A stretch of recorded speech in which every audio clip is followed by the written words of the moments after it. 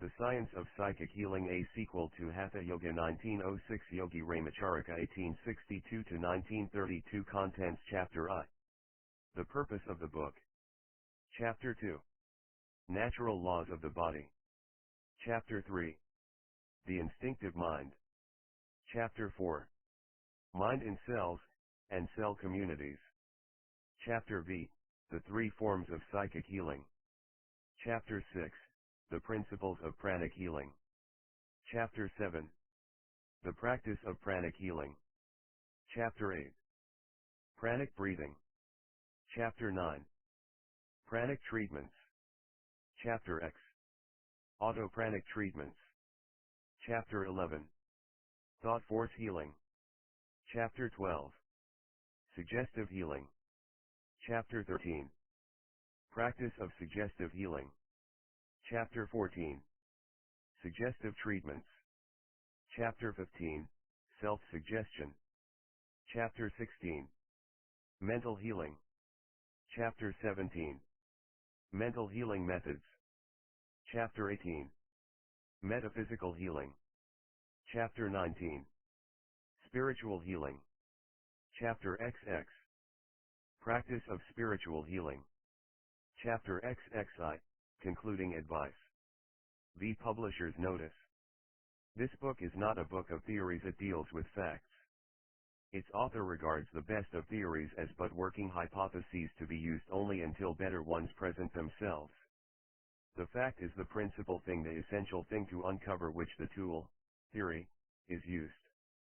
The sanest thinkers, the best investigators hold no theory, not even the one dearest to them, that they are not ready and willing to throw away when a better one presents itself, whether that better one be discovered by themselves or other persons.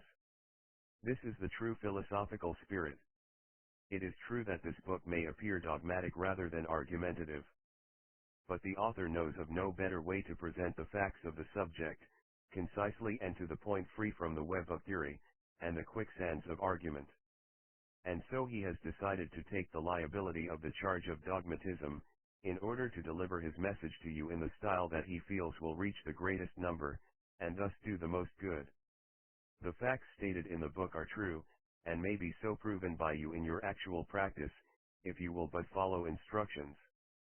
This, after all, is better than argumentative proofs that fail to prove. 7. The Science of Psychic Healing. The best way to get the benefit of this book is to start in to put its teachings into practice. Do not be content with merely agreeing intellectually to its propositions, but get to work and do something. This is the only way for you to get the benefit of the book, to get your money's worth from the book. The author has placed in your hands the operation of a mighty force of nature, you must do the rest. He has pointed out the way, you must take the steps yourself. He has opened the door, but you must walk through it yourself. We ask the reader to acquaint himself with each and every one of the several methods of healing taught in this book, before he determines which he prefers to use. The wisest will take a little from each, rather than to tie himself down to any particular method or system. All are good, but some will be better for individuals than others. The author mentions this fact, and tells you how to select. The methods described in this book may be used in self-healing, even when it is not so stated in the text. In fact, self-healing is probably the favorite idea of the author, who believes in people doing things for themselves, and being independent, so far as is possible. We trust that you will appreciate the value and simplicity of this book, and will put into practice its important instruction. The Yogi Publication Society. Chicago, Ill., April, 1906. 8. Chapter I. The purpose of the book. This book is intended to be a plain, simple, practical presentation of the various forms of psychic healing. We have said very little about theory, although giving a general outline of the underlying theories that the healer may understand the nature of the work he is doing, and have tried to make the book tell how to do the work. In introducing the subject, we wish to say that we have not tried to make a religion of psychic healing, for this seems a folly to us. We do not see why psychic healing should be made into a religion, any more than should drug healing, massage, osteopathy, or any other form of healing. All true healing results from an application of perfectly natural laws, and the power employed is as much a natural law as is electricity. For that matter, all natural laws are of divine religion, and are equally worthy of respect and reverence. There has been a great tendency in the Western world to build up religious or semi-religious cults around the work of healing. Each cult or sect claims that its cures and healing is the result of some special creed or metaphysical belief, notwithstanding the fact that the other sects make cures in about the same proportion. The Oriental is not deceived, even self-deceived, through the science of psychic healing in this manner. He is taught from childhood that there are many subtle forces and forms of energy in nature, which may be taken advantage of and pressed into service by man. To the Oriental there is as much mystery and awe about electricity as about psychic force. In fact, he sees them as but varying forms of the same thing, and he respects them both. A little reflection will teach anyone that this is correct. All energy and force is a manifestation of prana, the Hindu term for the principle of energy, and the Oriental teachings are that prana has mind behind it, that it emerged from the mind principle of the universe. We cannot speak at length of these theories here, and must refer students to our advanced course in yogi philosophy for fuller information, if they desire the same. The above facts being true, it follows that the Oriental psychic healer fails to feel that jealousy and prejudice regarding practitioners of other forms of healing, which, alas, is so prevalent in the Western world. He believes that any form of true healing employs the same force and power that he is using, notwithstanding the difference in the methods, and he respects the same accordingly. He naturally prefers his own method, but does not abuse his neighbor for preferring another method. Moreover, the Oriental healer is taught from the beginning that there are certain natural laws of the body, which must be observed in order to maintain health, or to restore it if lost. He believes that that which makes the healthy man healthy will make the sick man well. We allude to the natural laws regarding nutrition, elimination, breathing, etc. We have set forth our conception of these laws in our book, Hatha Yoga, and will briefly mention the same in the succeeding chapter entitled The Natural Laws of the Body, to which we refer all students, strongly advising them to acquaint themselves with these natural laws before attempting healing work. We are fully aware that many Western schools of psychic healing ignore these laws as too material, but one has but to look around for the purpose of the book him to see the folly of that position. Natural laws may not be defied with impunity. We believe that if people would follow the teachings of Hatha Yoga there would be no need for healing of any sort, for all would maintain health. But people will not do this, and therefore healing methods are necessary. And we believe that psychic healing is the best and highest form of healing known to man. But even psychic healing will not, and cannot, effect a permanent cure, unless the patient will change his or her habits of living, and will endeavor to live in accordance with nature's laws.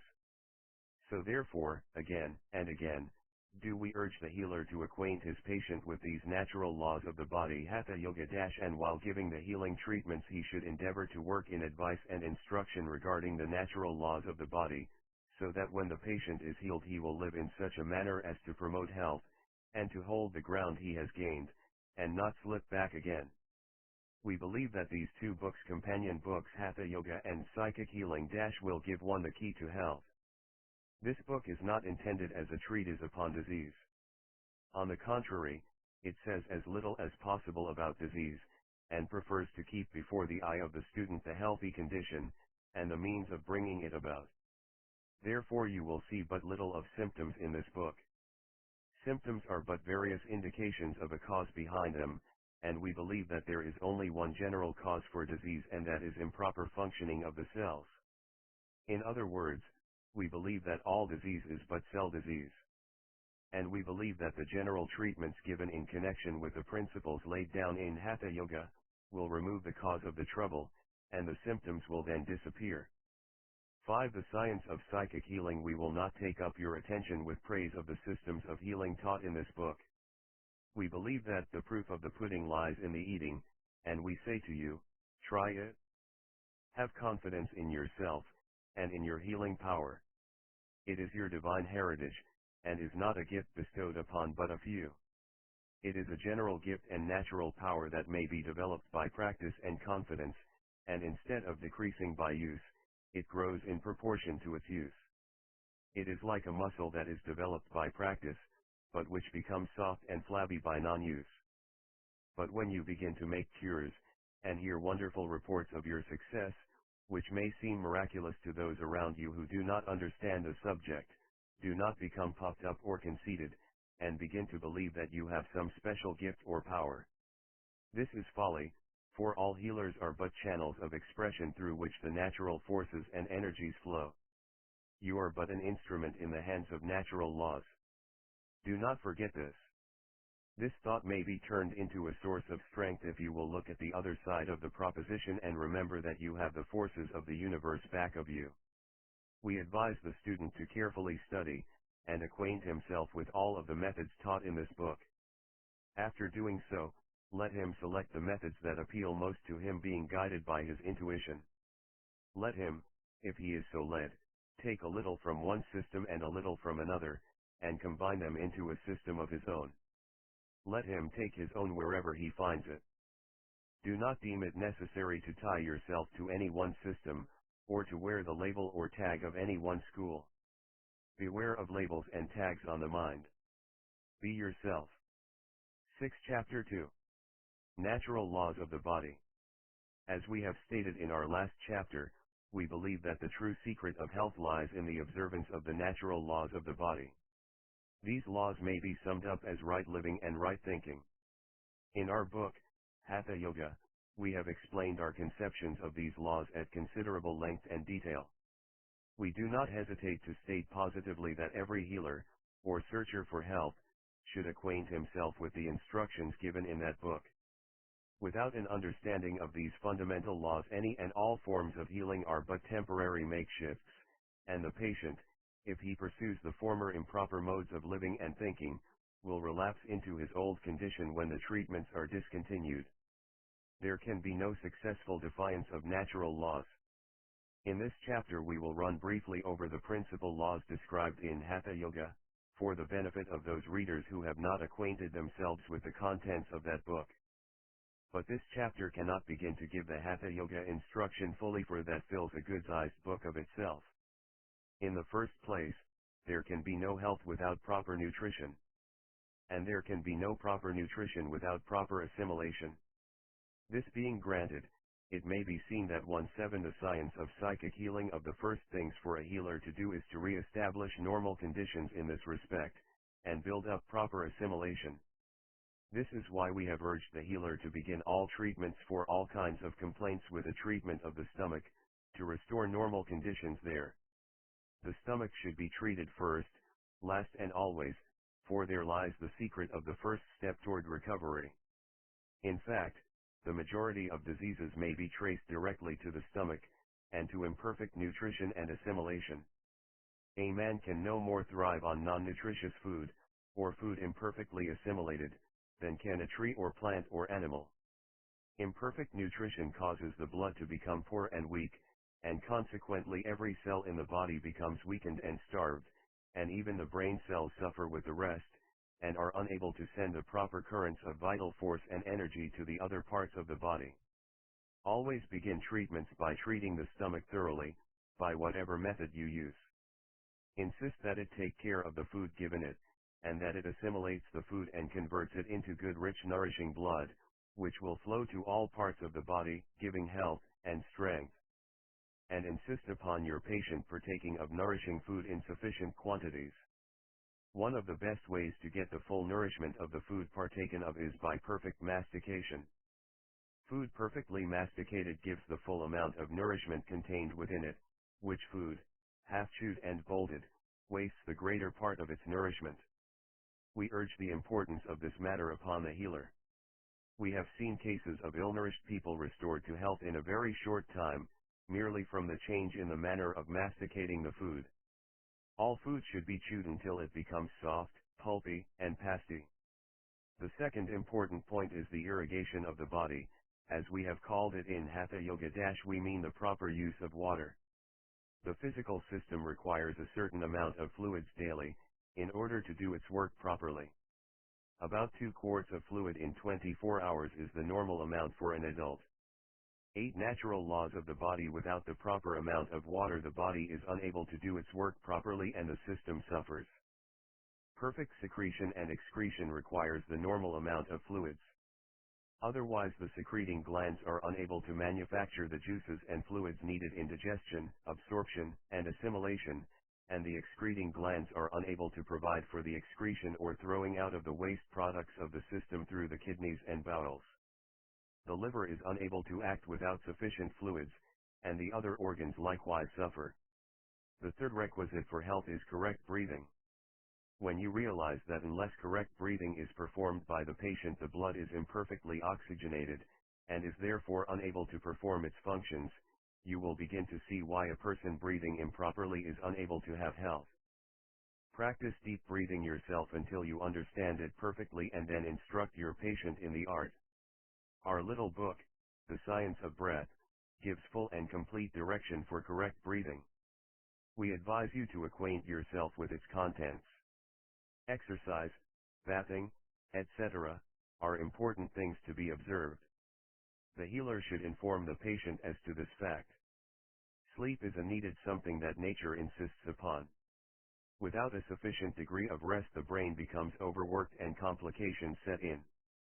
In short, the patient should be instructed to become a normal, sane, natural being. Stick as closely as possible to nature, and she will do the rest. The natural laws are designed for the furtherance of health, and if not interfered with will produce and maintain normal conditions. The trouble with us is that modern civilization has drawn us so far away from nature, that our natural impulses and tendencies have been smothered and stifled, and we have ceased to listen to nature's voice until she has become disheartened and has ceased to call us. The only sane plan is to get back to nature as near to her as possible. Live as natural a life as possible, and you will have the reward that nature bestows upon those who are true to her. 9. The Science of Psychic Healing. Our book, Hatha Yoga, is the yogi conception of the natural life. Natural life is taught on every page. It holds that there is a great intelligence permeating all life, and that every natural law is a divine law, and should be so regarded and observed. We urge upon every healer the duty and privilege that is his to educate and inform the patients to whose aid he is called in these laws of right living and right thinking. This particular book is not designed to repeat the instruction contained in Hatha Yoga, but instead is designed to supplement it to the end that those who have violated nature's laws and who are suffering therefrom may be speedily brought back to normal conditions, the condition of health, and again started on the road of life. The healer should be more than a healer. He should be an instructor and educator of the people. In this way he makes his calling a divine and sacred one, instead of that of a mere tinkerer of bodies. Keep this ideal ever before you, and your work will be one of the greatest pleasure as well as of the greatest success. Remember the brotherhood of man, and realize that your work in the world is to spread the glad tidings of health and strength, and lead your brothers back to Mother Nature, from whose bosom they have strayed. 10. Chapter 3. The Instinctive Mind. In our 14 lessons we called your attention to the various planes of the mind, and, among others, the instinctive mind. This plane of the mind, as we told you, controls and manages the growth, nourishment, and operation of the physical body, every operation and function of every organ, part and cell being under the control and direction of this part of the mind. This part of the mind never sleeps, but attends to its duties while the reasoning faculties are quieted in slumber and rest.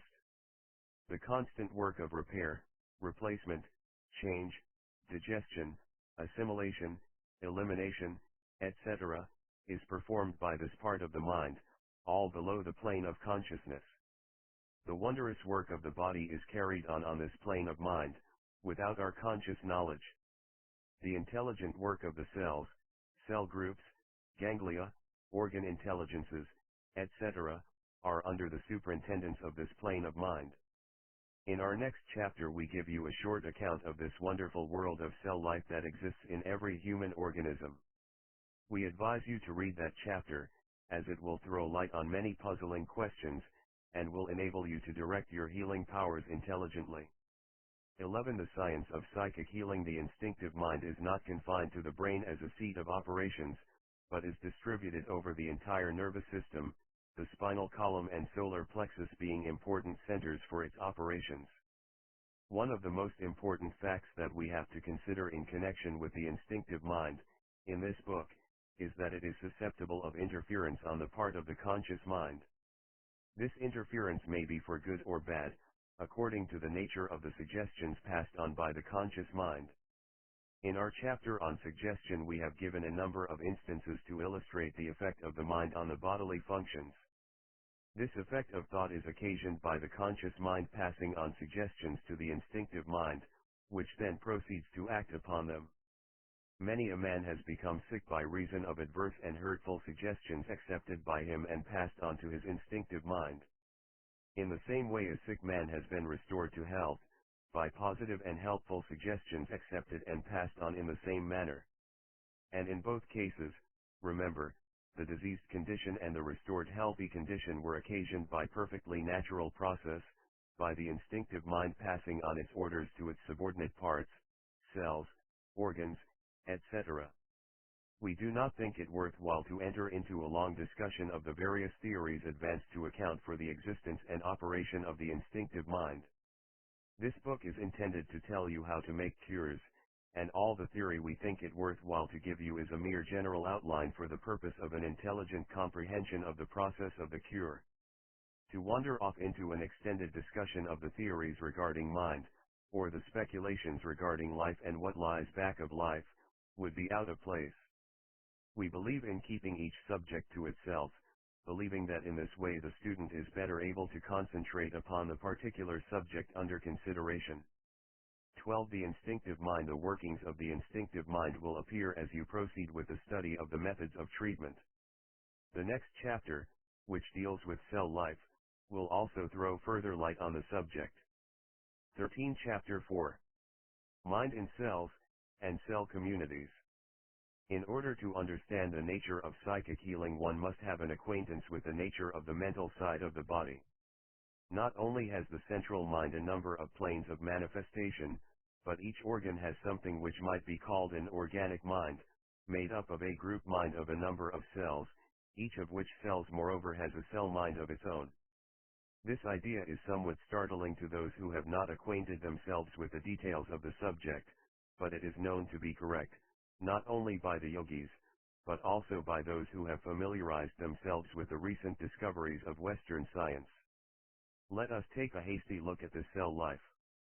As we told you in the 14 lessons, the yogi philosophy teaches that the physical body is built up of little lives or cell lives, and that each cell had an independent action, in addition to a cell community action. These little lives are really minds of a certain degree of development, sufficient to enable them to do their work properly. These bits of mind are, of course, subordinate to the control of the instinctive mind. Of 15. The science of psychic healing. The individual, and will readily obey orders from that source, as well as from the intellect. These cell minds manifest a peculiar adaptation for their particular work. Their selective action in extracting from the blood the nourishment needed, and rejecting that which is not needed, is an instance of this intelligence. The process of digestion, assimilation, etc., shows the mind of the cell, either individual or in groups. The healing of wounds, the rush of the cells to the point where they are required, and many other instances familiar to physiologists are evidence of this cell life and mental action. The entire body is built up of these tiny cells. This is true not only of the soft tissue and muscle, but also of the hard bony parts, including the enamel of the teeth. These cells are shaped in accordance with the particular work that they are designed to perform, such shapes and forms varying materially. Each cell is, practically, an individual, separate and more or less independent, although subject to the control of the organic mind, and, still higher, the instinctive mind. The cells are constantly at work, each performing his own particular task, like a well-trained soldier in an army. Some of the cells are active workers, and others are of the reserve force, kept awaiting some sudden and urgent call to duty.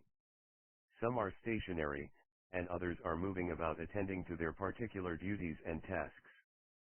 Some of them act as the scavengers of the system, carrying away the refuse and debris of the system, while others carry the nourishing elements of the food to all parts of the body.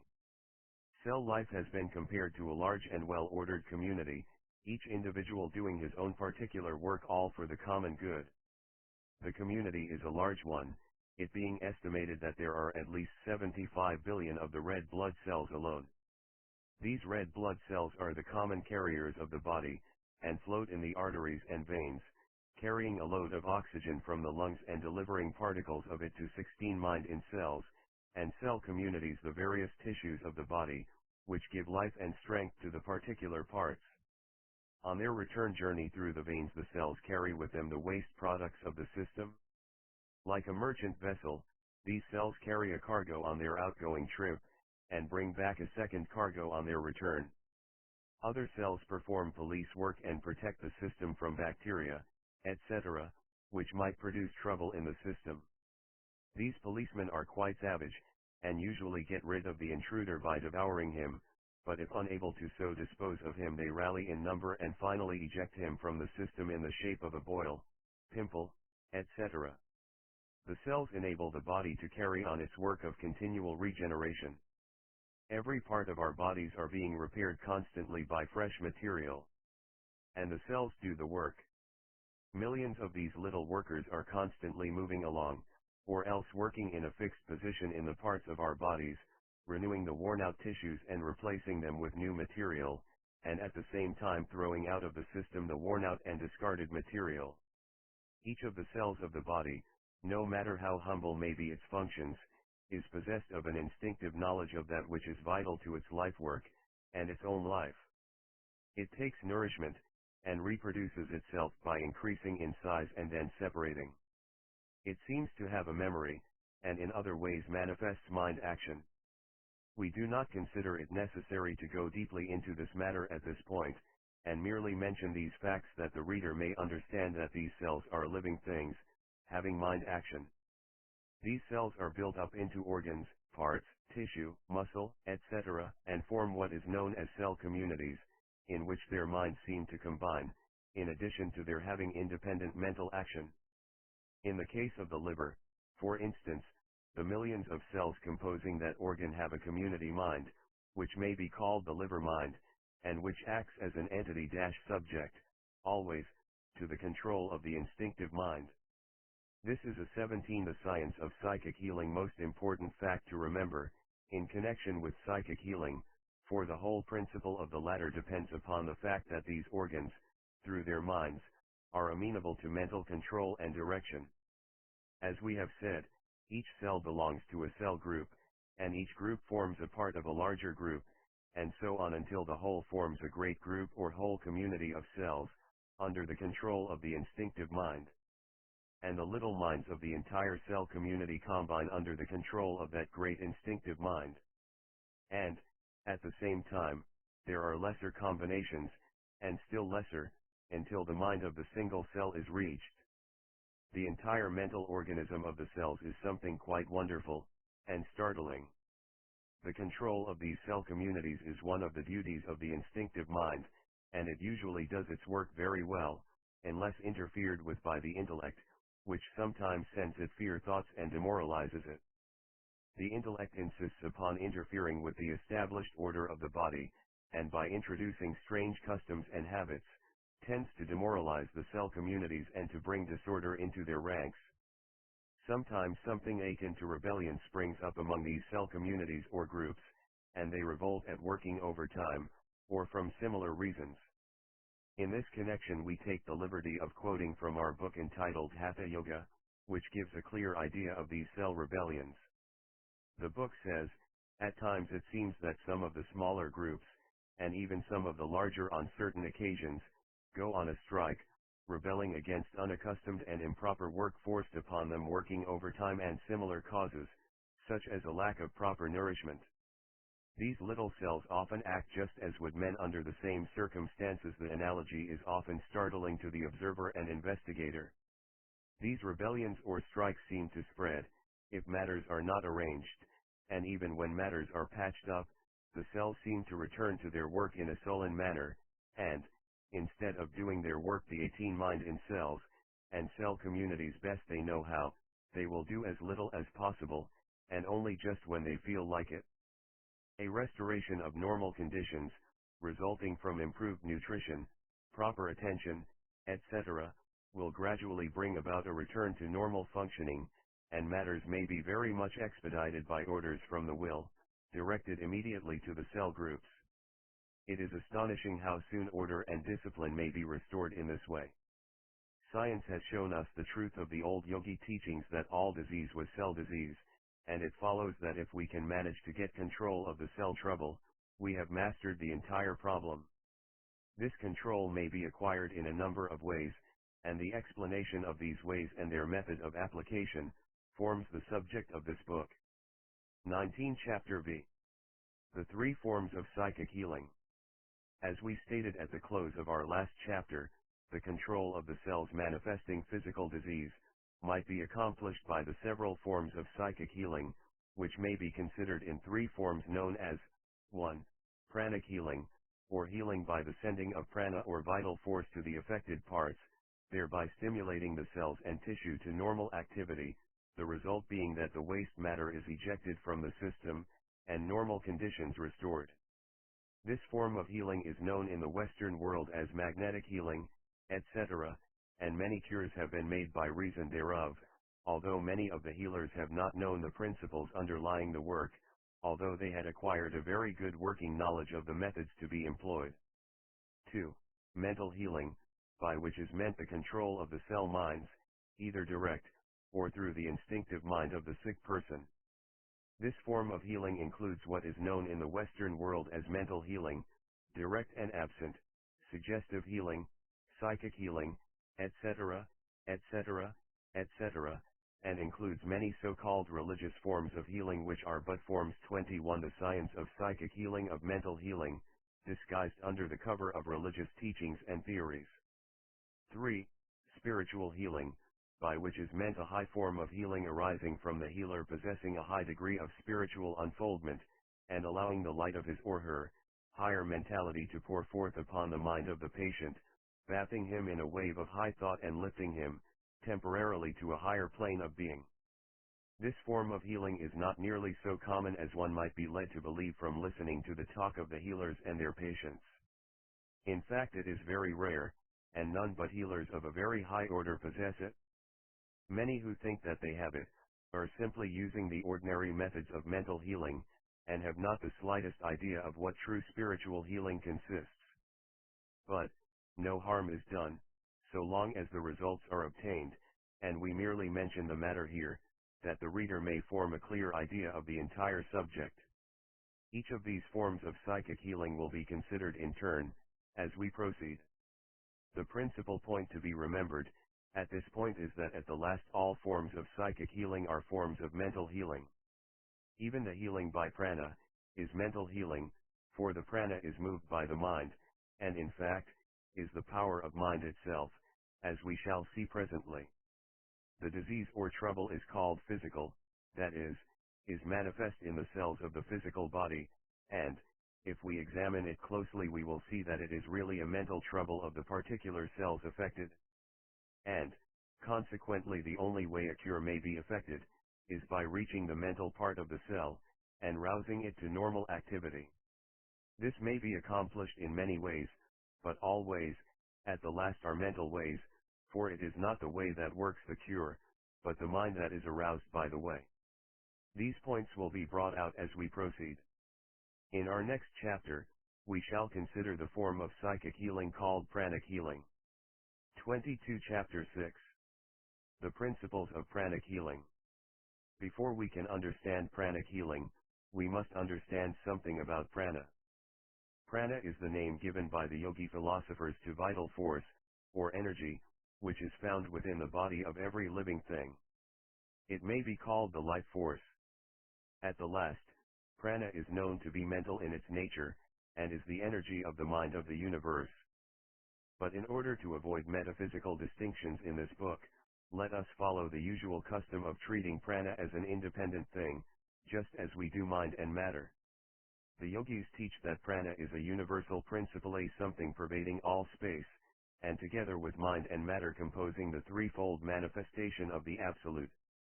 Leaving aside the manifestations of prana in the forms of force, known as electricity, heat, light, etc., let us consider it in its manifestation of vital force, which is the only aspect with which we are concerned in this book. Prana is the force by which all activity is carried on in the body, by which all bodily movements are possible, by which all functioning is done, by which all signs of life manifest themselves.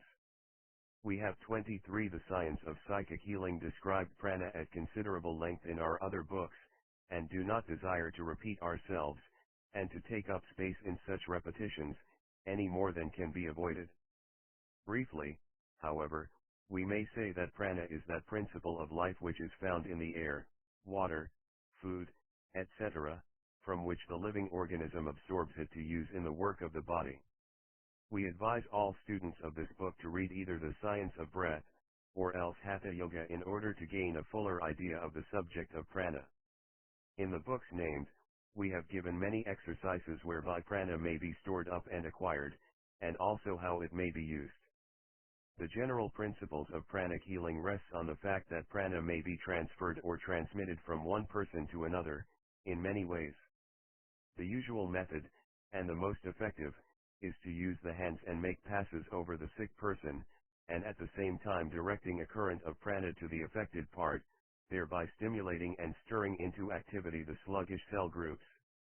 The prana so transferred acts as a bracing tonic to the patient, and invigorates and strengthens him wonderfully, besides tending to produce the local improvement just noted. Prana may also be sent to the patient in the shape of energized thought, directed from the mind of the healer. This fact has not generally been brought out in works on the subject, but we shall pay much attention to it in our consideration of pranic healing, in our next chapter. In fact, very wonderful healing work may be performed by those methods alone, without reference to the other phases of healing. The student will notice that we are not tarrying long to discuss theories. This is done purposely, for we wish to make this book a book of practical facts and instruction, and the majority of the theories will be familiar to those who have read our other books, which, although not devoted to the subject of healing, nevertheless, touch upon the general theories underlying all psychic phenomena.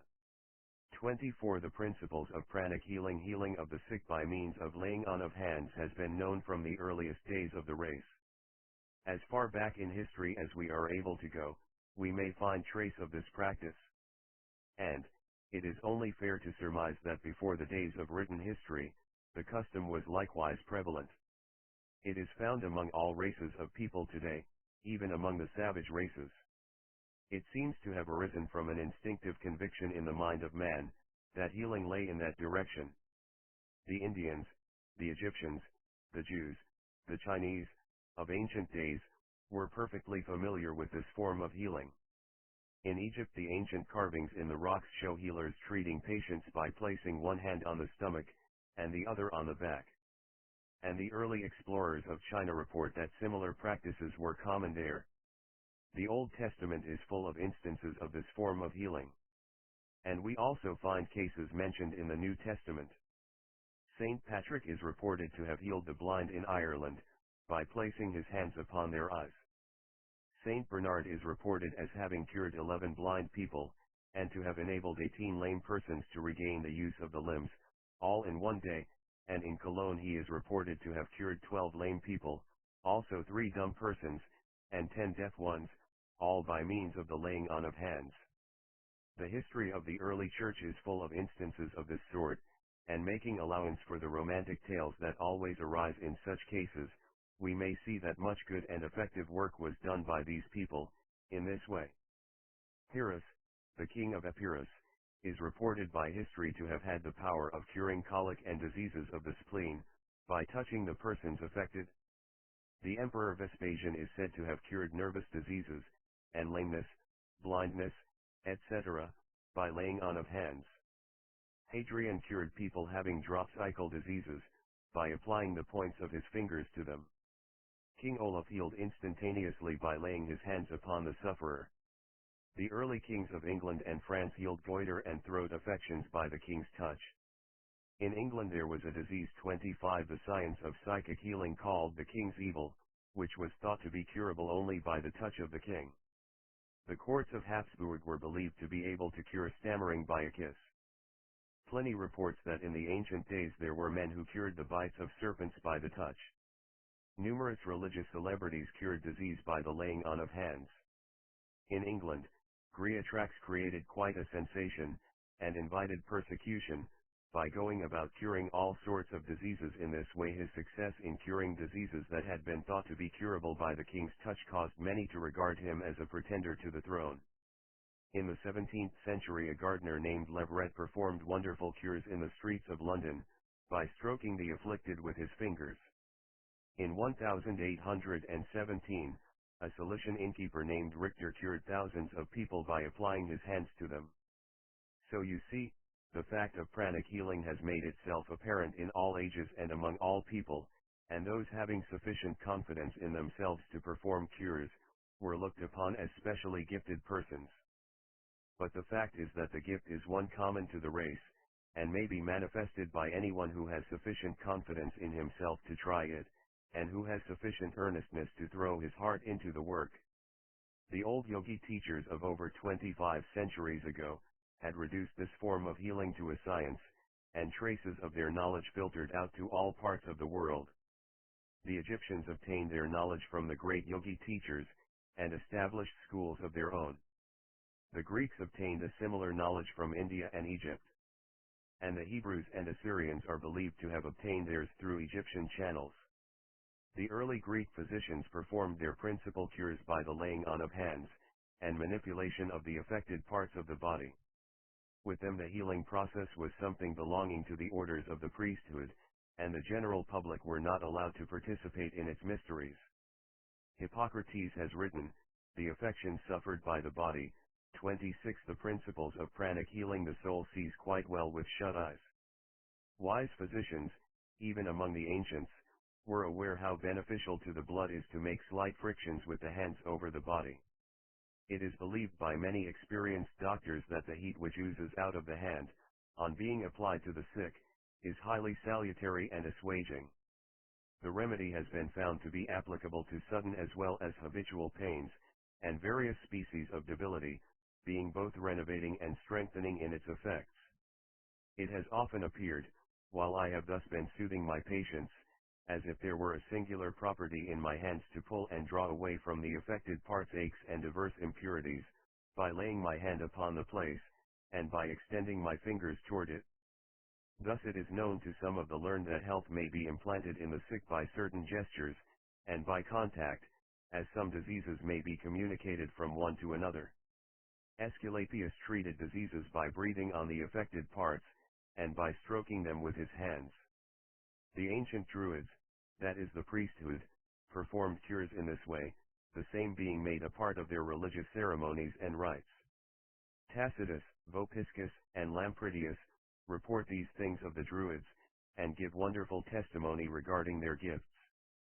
The records of the Middle Ages are filled with similar accounts of wonderful cures accomplished by the laying on of the hands, the churches being the usual scene of the cures. Van Helmont, who lived about the first part of the 17th century, seemed to be acquainted with the principles of pranic healing, for he writes, "Magnetism is active everywhere, and there is nothing new in it but the name. It is a paradox only to those who ridicule everything, and who attribute to the power of Satan whatever they are unable to explain." About the same time, a Scotchman named Maxwell taught similar methods of healing. He believed in a vital spirit pervading the universe, which man could draw upon in order to cure diseases. In 1734, Father Hell, a priest, taught the 27 the science of psychic healing, existence of an universal fluid, which might be used to cure diseases. He made many wonderful cures, but was driven out of the church for possessing the power of the devil, and using witchcraft. Mesmer taught the theory of animal magnetism, and accomplished cures by its aid, always using his hands in applying it. Mesmer left many followers and disciples, many of whom gained great prominence, the Marquis of Puysegur being one of these. In Germany Mesmer's doctrines, and those that grew of them, gained great popularity and prominence. Bremen was a great center of the animal magnetism doctrine, and from there it spread all over Germany. The Prussian government took a great interest in the matter, and established a hospital for the cure of diseases by magnetic treatment. Various continental governments passed rigid laws keeping the magnetic treatments in the hands of the medical fraternity. And, so from country to country, the new doctrines spread. Often repressed by governmental interference, urged on by medical opposition, it still flourishes in various forms, and under different theories. During the past 10 years it has gained great prominence in America and Great Britain, both from the various schools of magnetic healing, as well as from the tremendous growth of the New Thought movement. Many theories have been evolved to account for it, ranging from purely material ones to religious conceptions. But, notwithstanding the theories, the work went on, and cures were accomplished. The laying on of hands played a prominent part in nearly all these forms of healings, in spite of their theories or names of their schools. Many people still believe that this form of healing is some sort of special gift, inherent in, and bestowed upon certain individuals. But this is not so, for the gift of healing is inherent in each person, although some attain more proficiency than others, by reason of their peculiar temperamental adaptability for the work. And all may cultivate and develop this gift. 28. The principles of pranic healing. We do not care to devote a great deal of space to the theory underlying pranic healing, for all the various forms of healing by the laying on of hands, really comes under this head, in spite of conflicting theories and names. But we may as well briefly run over the fundamental ideas underlying the subject. Perhaps the better way would be to identify the word prana, with that which we recognize as vital force, so we will use the word vital force, in this chapter, in our work of explaining the nature of prana. Vital force is that which underlies all physical action of the body. It is that which causes the circulation of the blood, the movements of the cells, in fact all the motions upon which depend the life of the physical body. Without this vital force, there could be no life, no motion, no action. Some call it nervous force, but it is the one thing, no matter by what name it may be called. It is this force that is sent forth from the nervous system by an effort of the will, when we wish a muscle to move. And it is this force which causes that muscle to move. It is not necessary to go into a discussion of the real nature and essence of this vital force, for that would carry us far into other phases of the subject. Enough for our purpose is the fact that it really exists, and may be used in the healing of disease. The electrician, even the most advanced men of that science, know nothing of the real nature of electricity, and yet they are able to make wonderful use of it, and to understand its laws of operation. And so it is with this matter of vital force, for to understand its real nature and origin, one would need to know the real nature and origin of the universe. But, man may, and does, use this force every moment of his life, and may turn it to account in other ways, such as the healing of the sick. Man absorbs his supply of vital force from the food he eats, the water he drinks, and largely from the air he breathes. He also has a mental source of energy, whereby he draws to himself energy from the great reservoirs of energy, of the universal mind. In our book Science of Breath and Hatha Yoga, we 29 the science of psychic healing have gone into this matter at greater length, and all students of psychic healing should acquaint themselves with those books, if they have not done so already. This vital energy is stored up in the brain, and great nerve centers of the body, from which it is drawn to supply the constantly arising wants of the system. It is distributed over the wires of the nervous system, to all parts of the body. In fact, every nerve is constantly charged with vital force, which is replenished when exhausted. Every nerve is a live wire, through which the flow of vital force proceeds. And, more than this, every cell in the body, no matter where it is located, or what work it is doing, contains more or less vital energy, at all times. A strong, healthy person is one who is charged with a goodly supply of vital force, which travels to all parts of the body, refreshing, stimulating, and producing activity and energy. Not only does it do this, but it surrounds his body like an aura, and may be felt by those coming in contact. A person depleted of vital force will manifest ill health, lack of vitality, etc., and will only regain his normal condition when he replenishes his store of vitality. While the medical fraternity are quite free to express their belief in the existence of vital force, although they differ in their theories regarding the nature of the same, they insist that it cannot be transferred beyond the limits of the nervous system of the person producing or manifesting it. But this is contradicted by the actual experiences of thousands of people who know that vital force, prana, or magnetism, call it what you will, may be, and has been transmitted to the body of a third person, who is thereby strengthened and invigorated by reason thereof. Many of the advocates and practitioners of this form of healing have caused a confusion in the public mind by calling it magnetism, or magnetic healing, etc. There is nothing magnetic about this vital force, for it arises from an entirely different cause, although, to be sure, all forms of force or energy, the principles of pranic healing, arise from the same primal cause.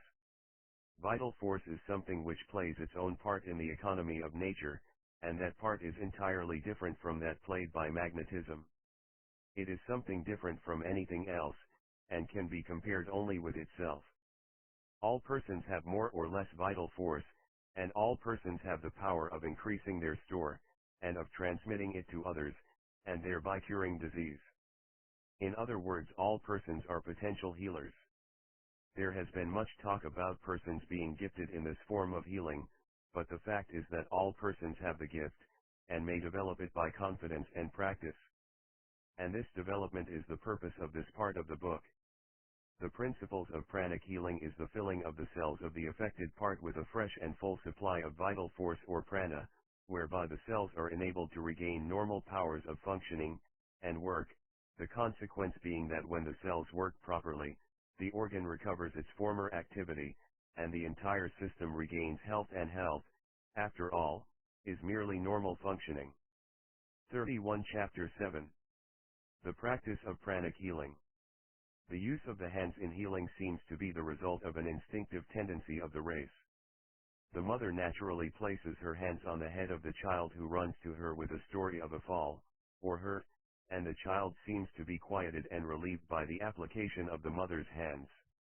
How many times do we see and hear mothers relieving their children in this way, saying, "Now, dear, it is all right, mother has made it all right, now run away and play." And the child departs, its tears drying on its cheeks. Or, if any of us hurt ourselves, how natural it is to place the hands on the part, and getting relief in that way. The curing of headaches by the application of the hands is quite common, and the touch of the hand of the nurse brings relief to the sick person. And these simple movements, almost instinctive in their nature, form the basis of the practice of pranic healing. The process is so simple that it scarcely needs to be taught, although in this book we shall present to your attention some of the best methods practiced by those who have attained proficiency in the science of this form of healing. 33. The science of psychic healing. The principal means of conveying vital force or prana in healing are known as 1. Gazing, or transmitting by the eye, 2. Passes, or transmitting by the hands, and 3. Breathing, or transmitting by the breath. All of these methods are efficacious, and, in fact, all may be used conjointly with the others. Inasmuch as the transmission of the vital force is largely mental, and as the eye is a well-known channel of conveying mental force, it follows that the eye may be advantageously used in conveying or transmitting vital force in healing. In the process of healing, when passes are being made over the affected part, the healer will find that it will increase the effect if he will look intently at the part being treated, and in so doing concentrate his mind, and will that power be transferred to the part, and the diseased cells be given strength to properly perform their work. Many healers use the breath during healing, with excellent results. It is usually applied by breathing directly upon the affected parts, in which the warm breath seems to have a wonderfully stimulating effect. It is also applied by breathing upon a piece of flannel applied directly over the affected part, in which the flannel retains much of the heat, and soon grows too warm for comfort. These forms will be noted as we proceed. But the principal means of transmitting the vital force, in this form of healing, is by the use of the hands, by means of passes and manipulations. We shall consider the process of making passes, first, and will then take up the several forms of manipulation. The position of the hands in making the passes may be described as follows: hold the hands well apart, with the fingers extended and separated. If your patient be seated, raise your hand above his head, and then bring them down before him, slowly and gradually, until you finish with a sweeping motion about the knees. When the pass is completed, swing the fingers sideways, as if you were throwing water from them, and then bring up the 30 for the practice of pranic healing hands with fingers closed, forming the upward movement, along the sides of the patient, with the palms of the hands toward his sides. Then, when the hands reach over his head, again bring them down in front of him, with the fingers extended. By keeping the idea that you are bathing him in a flow of vital force, which is pouring from your finger ends, you will soon acquire the power motion, and, after all, each healer has his own favorite motions, which come to him instinctively. The downward motions of the hands bring a restful feeling to the patient, while an upward movement in front of the face causes a feeling of wakefulness and activity. There are a number of variations in the several passes, etc., which we shall now consider. The student is advised to acquaint himself with the various movements, that he may not appear awkward when he practices upon some person desiring relief. Familiarity with the movements imparts a confidence that cannot be acquired otherwise, and besides, it leaves the mind of the healer free from bother about details, and enables him to concentrate his attention upon the work of healing. Longitudinal passes are passes made in a downward direction along the body, such as we have mentioned above. They are made along the part affected, whether that part be the head, chest, limbs, or any special part of the body. They are always made downward, and never upward. As we have said above, the idea to be kept in the mind is that you are pouring out a stream of vital force from the tips of your fingers. Your fingers must be spread out, as above stated, and the palm must be underneath. The movements must be down, with fingers extended, but the upward movements must be made along the sides of the patient, with fingers closed, and palms turned toward the sides of the patient. No special distance is to be observed, this matter being left to your instinctive sense, which will soon inform you as to the right distance, which will be found to be much nearer in some cases than in others. When you feel that the distance is just about right, then be 35 the science of psychic healing satisfied that you have caught the proper distance at which the best effects may be produced. In a general way, however, it may be said that a slow movement, at a distance of say 3 or 4 inches from the body, produces a sense of comfort, rest, and relief. A rather more rapid movement made at the distance of say 1 foot, seems to have a more stimulating effect, and causes a sense of activity and energy in the parts. A still more stimulating effect is obtained, when the passes are made more rapidly and vigorously, at a distance of say 2 feet from the body. These last mentioned passes tend to stimulate the circulation, and to arouse activity in sluggish organs. Transversal passes are passes made across the body or part. They are made by turning the hands so that the palms will be sideways and outward, instead of inward. This will require a peculiar turning of the wrist, but the position will soon become easy. When the hands are in the right position, sweep them out, sideways, before the body or part, and in bringing them back, reverse the palms so that they are inward, and facing each other, instead of having their backs to each other. These passes have been found to be very efficacious in loosening up the affected parts, where congestion has occurred. It is often well to give this form of treatment, before giving the regular longitudinal passes. A valuable form of treatment, in some cases, is had in what is known as palmar presentation. This is accomplished by presenting the palm of the hand to the affected part, at a distance of about 6 inches, or even a little nearer, and holding it there for several minutes. This is usually performed with one hand alone. It has a stimulating and strengthening effect. Akin to this is what is known as digital presentation, which consists in extending and presenting the fingers of the right hand toward the affected part, at a distance of 6 inches, and holding them there for several minutes, allowing the vital 36 the practice of pranic healing force to flow from the ends of the fingers into the affected part. In some cases, the best results may be obtained in this manner. A variation of digital presentation may be effected by what is known as rotary presentation, which consists in holding the hands as above stated, for a moment or two, and then beginning a rotary movement of the hand, at the distance of 6 inches, from left to right, in the same direction as the hands of a watch. This is quite stimulating. Another variation is what is known as perforating, which is accomplished by giving the fingers a twisting movement, just as if they were boring holes in the body of the patient, at the distance of 6 inches. This movement is very stimulating, and stirs into activity parts that are sluggish or congested. It is apt to produce a feeling of warmth in the part treated. We wish to call attention to the fact that in these presentation treatments, the different forms vary in force. For instance, palmar presentation is the mildest form. Then comes digital presentation, which is considerably stronger. Then comes rotary presentation, which manifests a considerably higher degree of energy. Then comes perforation, which is the strongest of all. Very good results may be obtained in certain cases, by what is known as the application of the hands, which consists in merely placing the hands, the palms of the hands, of course, directly upon the flesh over the affected part, and holding them there for several moments. Then removing them, rub the palms briskly together, and replace them on the part. Repeat this a number of times, and marked results will be apparent. This is a favorite treatment for headaches, and in fact, may be used in the treatment of almost any form of trouble, changing the position of the hands in order to suit the emergencies of the case. In cases of neuralgia, etc., this form of treatment is found valuable in relieving the pain. Stroking is a form of treatment that is very beneficial in directing the circulation, and equalizing it when there appears 37 the science of psychic healing to be a tendency toward imperfect circulation, etc.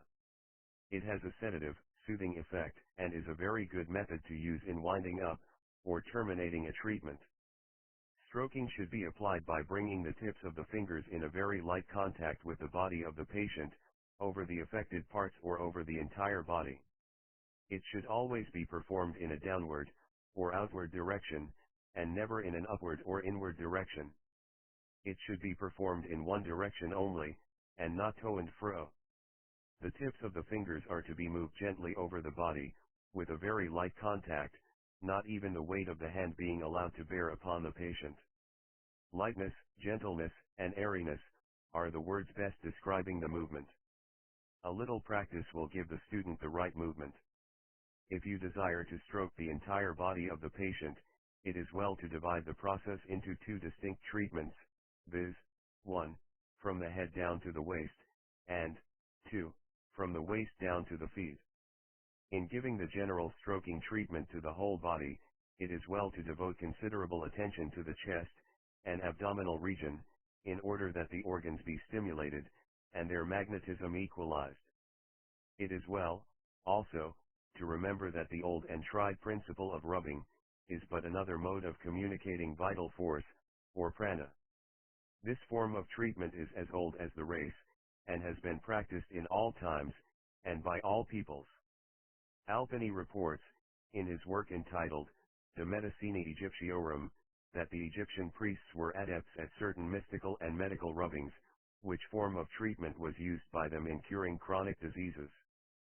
Hippocrates held rubbings in high favor, and evidently employed them very frequently.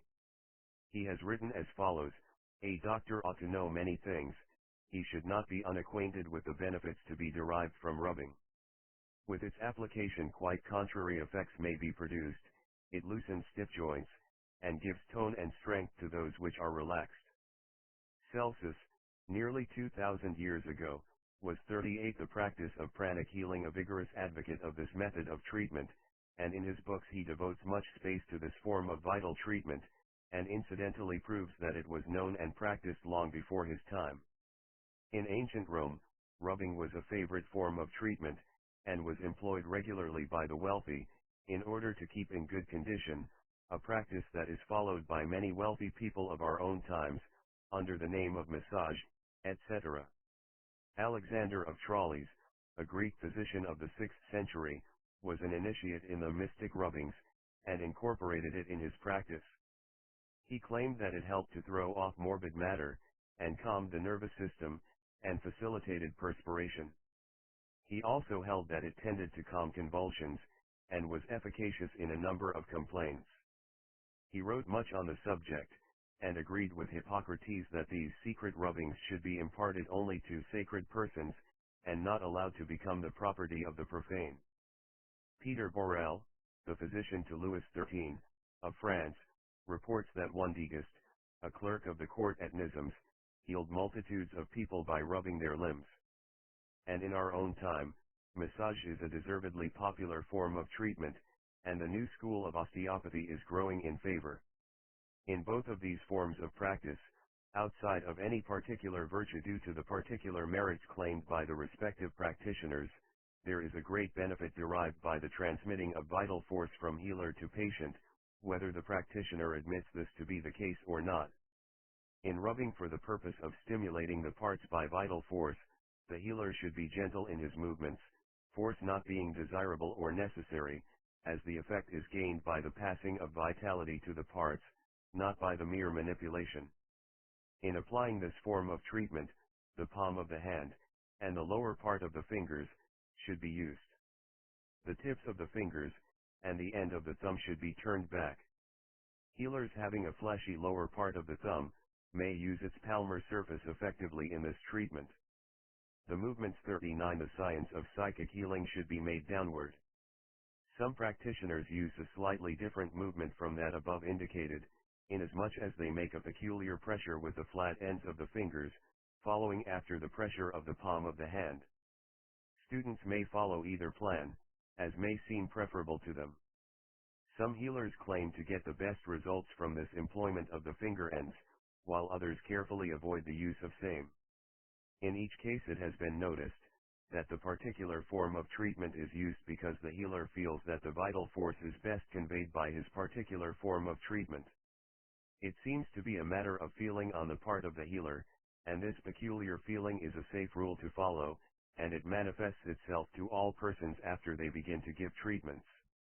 Another form of treatment, known as rotary motion, has been found to be very efficacious, by a number of healers. It consists in a circular rubbing movement of the hand and fingers, as above described, over the affected parts.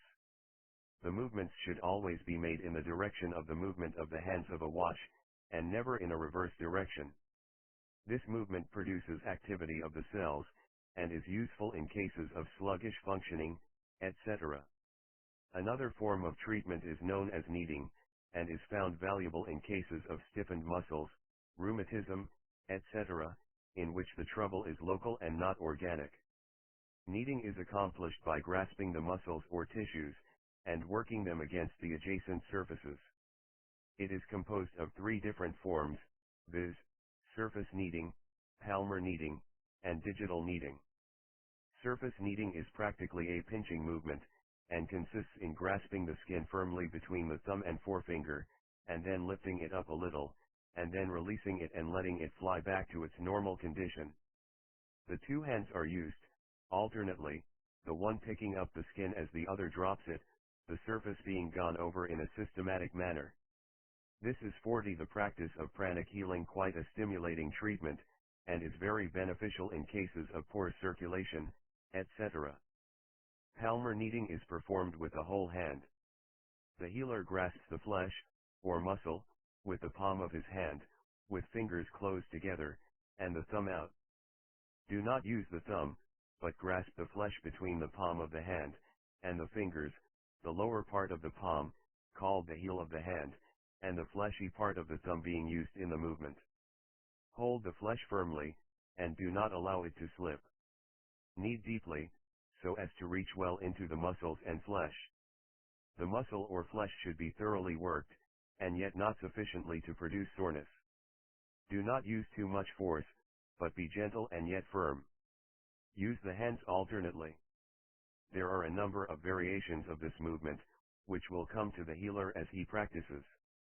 He will feel that his hands are alive, and he will feel instinctively the best way to impart that life. Digital kneading is performed by grasping the flesh between the finger and thumb and gently rubbing it against the other flesh, or bone. In cases where stimulation is thought advisable, one may give forms of percussion treatment, of which several are here mentioned. In giving this treatment, the wrist should be kept flexible and loose, a stiff wrist being guarded against. The percussion should be elastic and springy, avoiding all roughness or bruising. The first method of administering percussion may be called the pounding movement, which consists in striking the body with the inside flat surface of the half-closed fist, the heel of the hand and the closed ends of the fingers coming in contact with the flesh. The second method of administering percussion may be called the slapping movement, which consists of a chopping movement of the hand, which is held open with the fingers held together, the blow being made with the little finger side of the hand being likened to a butcher's cleaver employed. 41 The science of psychic healing in chopping. The fingers are held loosely together, coming together in a vibratory movement when the blow strikes. The third method may be called the slapping method, in which the hand applies a slapping or spanking blow, the fingers being held rigid. The fourth method may be called the clapping method, in which the hand is held in a hollow shape, so as to give forth a hollow sound, the position being similar to that employed by some people in a theater when they wish to make a loud hollow sound with their hands, in applauding. A little practice will perfect one in this movement. The fifth method may be called the tapping method, and consists in holding the tips of the fingers of each hand together, and then tapping the body, using the hands alternately. A favorite method of administering pranic or vital force treatments is what is known as the vibrational treatment, and consists of a series of vibrating movements of the healer's hand. The fingers are usually employed in giving this treatment. The fingers are placed firmly over the part to be treated, and then a fine trembling or vibrating movement is communicated to the hand by the muscles of the arm. The movement is acquired by practice, and is somewhat difficult at first. It is a most powerful form of treatment, and the patient feels it like a current of electricity. You must not press upon the body with your wrist, and no more than the weight of the hand should be felt by the patient. When the vibrational treatment is properly applied, the vibrations should permeate the region treated, so that if the other hand be placed under the body, the vibrations should be perceptible. Some teachers have instructed their pupils in this form of treatment, by placing a glass of water on a table, and instructing the student to make the vibrational movements on the table. When the proper motion is acquired, the water will merely quiver in the center, and not move from side to side. We urge the student to give the necessary time and 42 the practice of pranic healing attention to vibrational treatment, as when once acquired it will be found wonderfully efficacious. The breath treatment has been used by many healers with wonderful effect. This form of treatment, also, has been known from prehistoric times. Arnob informs us that the Egyptians used this method in the treatment of disease with great success, and some claimed that it was superior to stroking, or laying on of the hands. Merklin, in his Tractatus Medicavicis, tells of a case in which a young child, apparently lifeless, was restored to life and strength, by the breath of an old woman. Borel tells of a sect in one part of India who cured sickness by this method, and there are in India today certain priests who breathe on the sick, and seem to impart new life and vigor to them. Borel, who lived about 1650 AD, tells of a case in which a servant brought to life the apparently dead body of his master by breathing upon him, and adds, quaintly, "Is it astonishing that the breath of man should produce such results, when we read that God breathed into the body of Adam to give him life? It is a fraction of this divine breath which even today can bring back health to the sick." In Spain there are persons called ensalmadores, who heal by the saliva and by the breath. There are two general methods employed by healers in breath treatment. The first is generally known as hot insufflation, which consists in placing over the affected part a clean towel or napkin, and then pressing the half-opened mouth close up to the body, so that the breath cannot escape. Then breath slowly but firmly, as if you were causing the breath to penetrate the body. The towel will become very warm, and the patient will plainly feel the heat. Another form of giving this treatment is to hold the lips at a distance of nearly an inch from the body, and to breathe upon it just as one does in winter to warm his hands. The second plan consists in puckering up the lips, and blowing the breath from a distance of a foot or more, just as if you were trying to blow out a candle. This has a calming effect. 43 The science of psychic healing and may even produce drowsiness. It is also useful in clearing a congested head, caused by overstudy, etc. Treatment by the eye is also much in favor by some healers, who use it in the following manner. They allow their gaze to sweep over the person's or the affected part, and literally bathe the patient in their rays. Vital force is oftentimes imparted by means of intermediate objects, such as handkerchiefs, etc., which have been magnetized or treated just as if the person themselves were being treated. To treat or magnetize an object, such as a handkerchief, etc., the healer must make the passes over it, until he feels that it is surcharged, when he may discontinue his efforts. The object, when worn by the patient, seems to radiate its magnetism gradually until after several days it seems to be exhausted. Some magnetize the object by holding it between their hands for a time. In giving the several treatments, it is well to always conclude by giving the stroking treatment, before described. This leaves the patient soothed and calmed down, and quieted. Never fail to quiet down the patient after a treatment. These things will soon come intuitively to the healer, and after all there is something that cannot be taught except by one's own experience.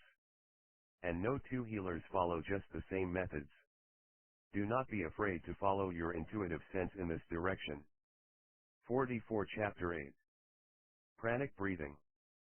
Pranic breathing plays a very important part in pranic healing. It is the means or method whereby the supply of prana is increased, and whereby it may be distributed to the affected parts. Pranic breathing is based upon the unceasing vibration which is always in evidence throughout all nature. Everything is in constant vibration. There is no rest in the universe. From planet to atom, everything is in motion and vibration. If even a tiny atom would cease to vibrate, the balance of nature would be disturbed. In and through incessant vibration the work of the universe is performed. Force or energy is constantly playing upon matter, and producing the phenomena of life. The atoms of the human body are in a state of constant vibration. Vibration and motion is everywhere in evidence in the human economy. The cells of the body are constantly to be destroyed, replaced, and changed. Change everywhere and always.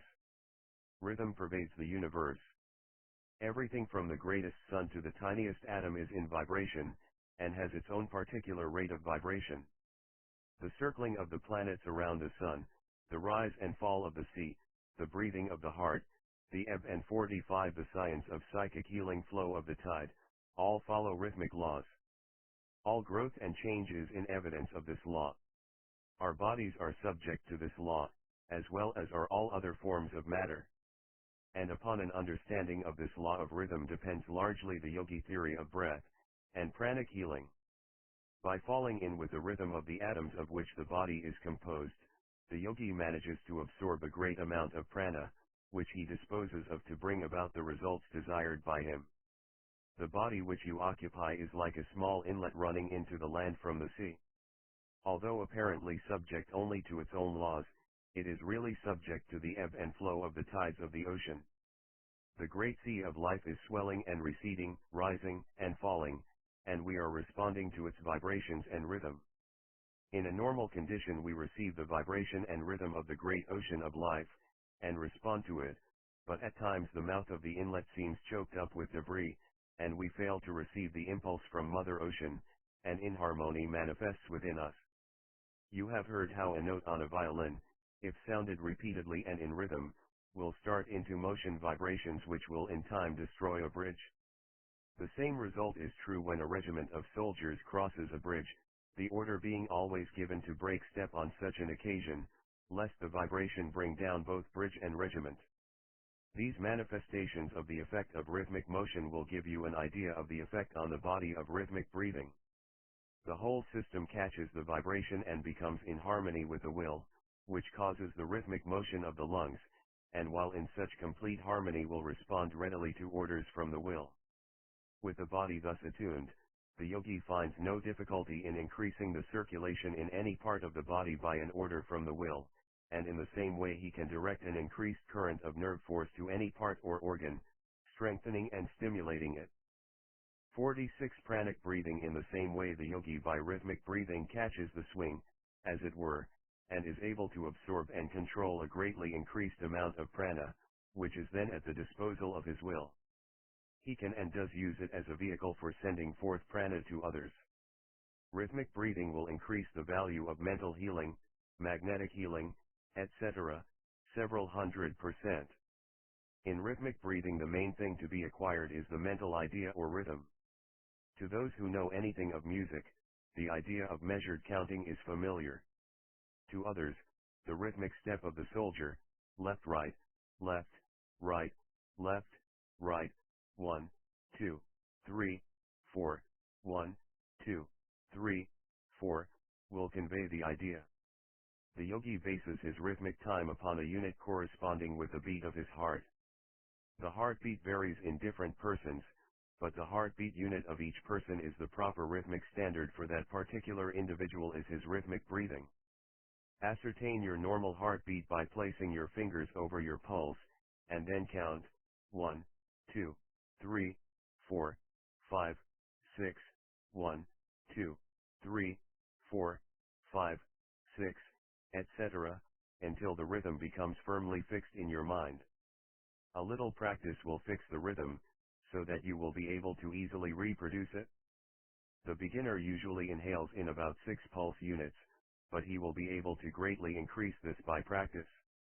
The yogi rule for rhythmic breathing is that the units of inhalation and exhalation should be the same, while the units for retention and between breaths should be 1/2 the number of those of inhalation and exhalation. The following exercises in rhythmic breathing should be thoroughly mastered, as it forms the basis of numerous other exercises, to which reference will be made later. Rhythmic breathing. 1. Sit or stand, in an easy posture, being sure to hold the chest, neck, and head as nearly in a straight line as possible, with shoulders slightly thrown back and hands resting easily on the lap. In this position the weight of the body is largely supported. 47. The science of psychic healing by the ribs and the position may be easily maintained. The yogi has found that one cannot get the best effect of rhythmic breathing with the chest drawn in and the abdomen protruding. 2. Inhale slowly a deep breath, counting 6 pulse units. 3. Retain, counting 3 pulse units. 4. Exhale slowly through the nostrils, counting 6 pulse units. 5. Count 3 pulse beats between breaths. 6. Repeat a number of times, but avoid fatiguing yourself at the start. 7. When you are ready to close the exercise, practice the cleansing breath, which will rest you and cleanse the lungs. After a little practice you will be able to increase the duration of the inhalations and exhalations, until about 15 pulse units are consumed. In this increase, remember that the units for retention and between breaths is 1/2 the units for inhalation and exhalation. Do not overdo yourself in your effort to increase the duration of the breath, but pay as much attention as possible to acquiring the rhythm, as that is more important than the length of the breath. Practice and try until you get the measured swing of the movement, and until you can almost feel the rhythm of the vibratory motion throughout your whole body. It will require a little practice and perseverance, but your pleasure at your improvement will make the task an easy one. The yogis are most patient and persevering men, and their great attainments are due largely to the possession of these qualities. The following will give you a general idea of the use of the breath in pranic healing. General directions. The main principle to remember is that by rhythmic breathing and controlled thought you are enabled to absorb a considerable amount of prana, and are also able to pass it into the body of another person, stimulating weakened parts. 48. Pranic breathing and organs and imparting health and driving out diseased conditions. You must first learn to form such a clear mental image of the desired condition that you will be able to actually feel the influx of prana, and the force running down your arms and out of your fingertips into the body of the patient. Breathe rhythmically a few times until the rhythm is fairly established, then place your hands upon the affected part of the body of the patient, letting them rest lightly over the part. Then breathe rhythmically, holding the mental image that you are fairly pumping prana into the diseased organ or part, stimulating it, and driving out the diseased conditions, just as one may pump clear water into a pail of dirty water, and thus drive out the latter in time. This plan is very effective if the mental image of the pumping operation is clearly held, the inhalation representing the lifting of the pump handle, and the exhalation the actual pumping. In this way the patient is filled full of prana and the diseased condition is driven out. Every once in a while raise the hands and flick the fingers as if you were throwing off the diseased condition. It is well to do this occasionally and also to wash the hands after treatment, as otherwise you may take on a trace of the diseased condition of the patient. During the treatment let the prana pour into the patient in one continuous stream, allowing yourself to be merely the pumping machinery connecting the patient with the universal supply of prana, and allowing it to flow freely through you. You need not work the hands vigorously, but simply enough that the prana freely reaches the affected parts. The rhythmic breathing must be practiced frequently during the treatment, so as to keep the rhythm normal and to afford the prana a free passage. It is better to place the hands on the bare skin, but where this is not advisable or possible place them over the clothing. Vary above method occasionally during the treatment by stroking the body gently and softly with the fingertips, the fingers being kept slightly separated. This is very soothing to the patient. In cases of long-standing you may find it helpful to give the mental 49 the science of psychic healing command in words, such as get out, or be strong, as the case may be, the words helping you to exercise the will more forcibly and to the point. Vary these instructions to suit the needs of the case, and use your own judgment and inventive faculty. We have given you the general principles and you can apply them in hundreds of different ways.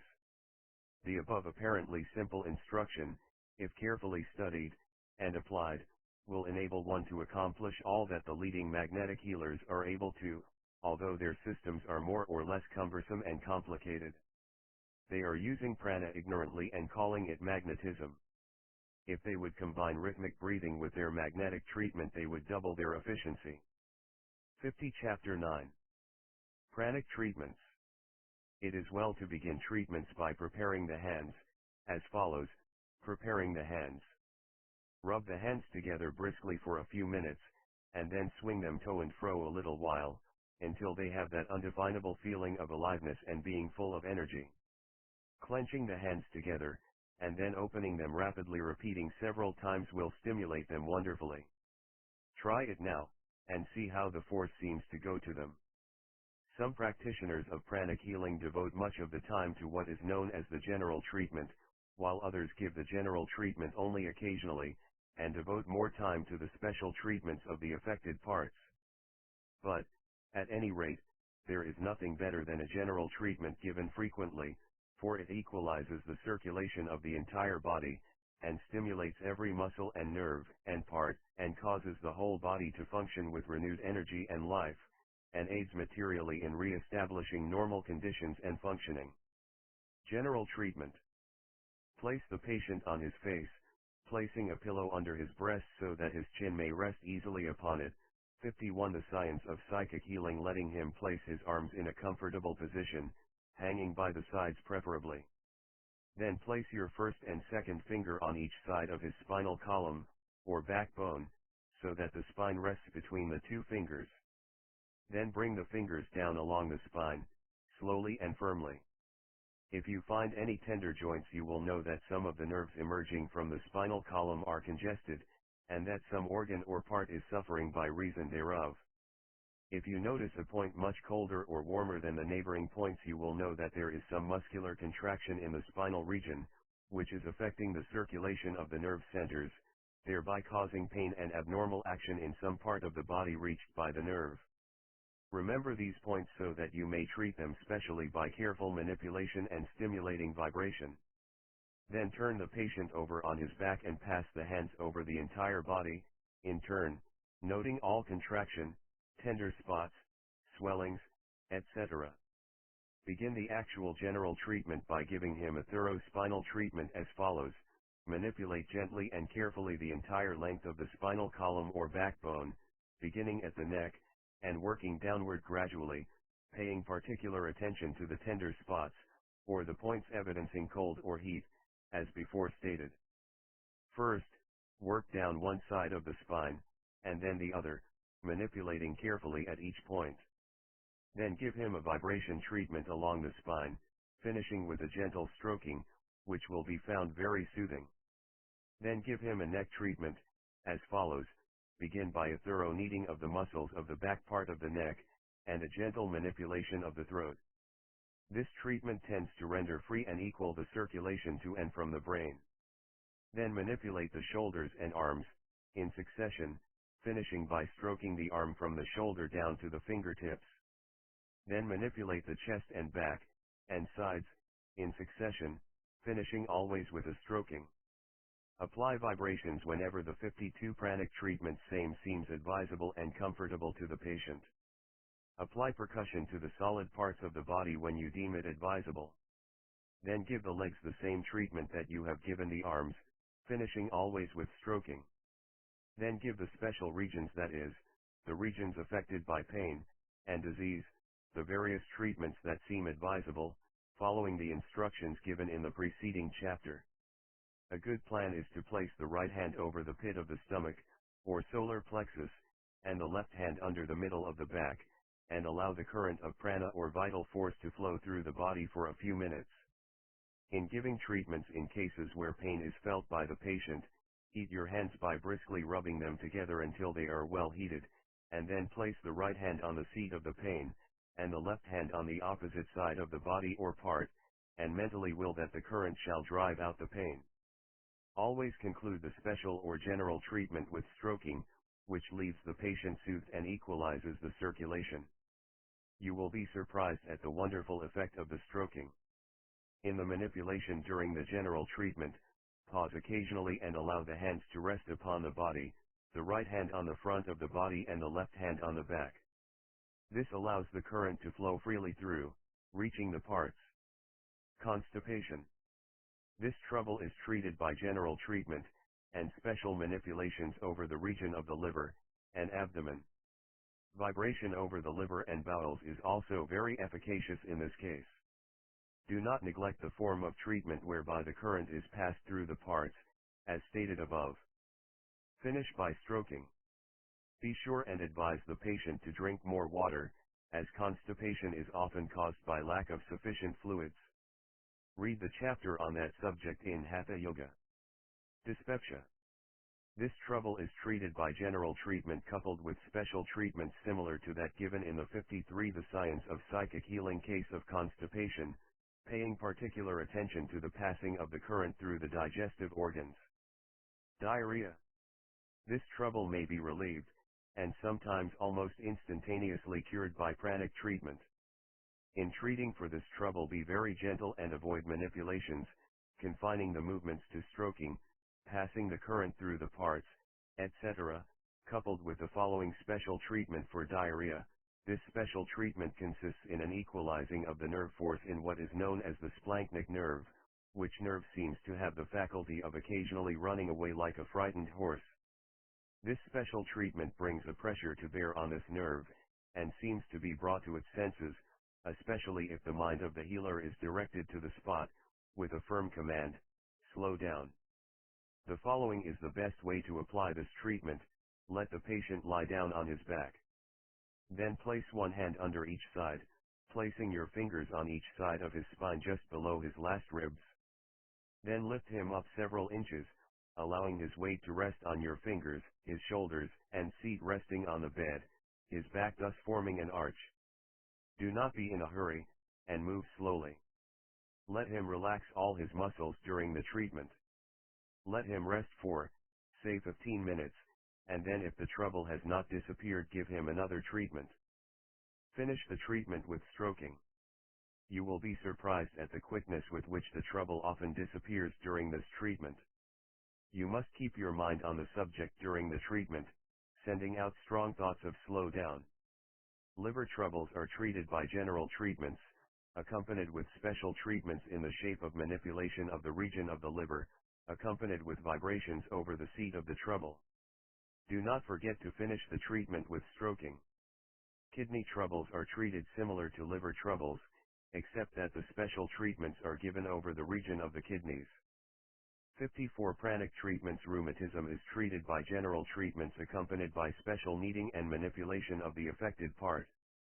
Neuralgia is treated by general treatment, accompanied by special kneading and manipulation of the affected part. Impotency, on sexual weakness, is treated by general treatment and special manipulation and vitalizing of the region of the lower part of the backbone or spine and the upper part of the seat. Female troubles may be greatly benefited by general treatment, and a gentle special treatment of the parts around the seat of the trouble, special attention being given to vibration over the parts. General remarks on treatments. The above forms of treatments are given merely as a general guide. The healer must be governed by that sense of intuition that comes to all healers who are interested in their work, and seems to be a special sense which nature has bestowed upon those having an earnest desire to heal. This will come to you, and you will then understand it much better than we could tell you.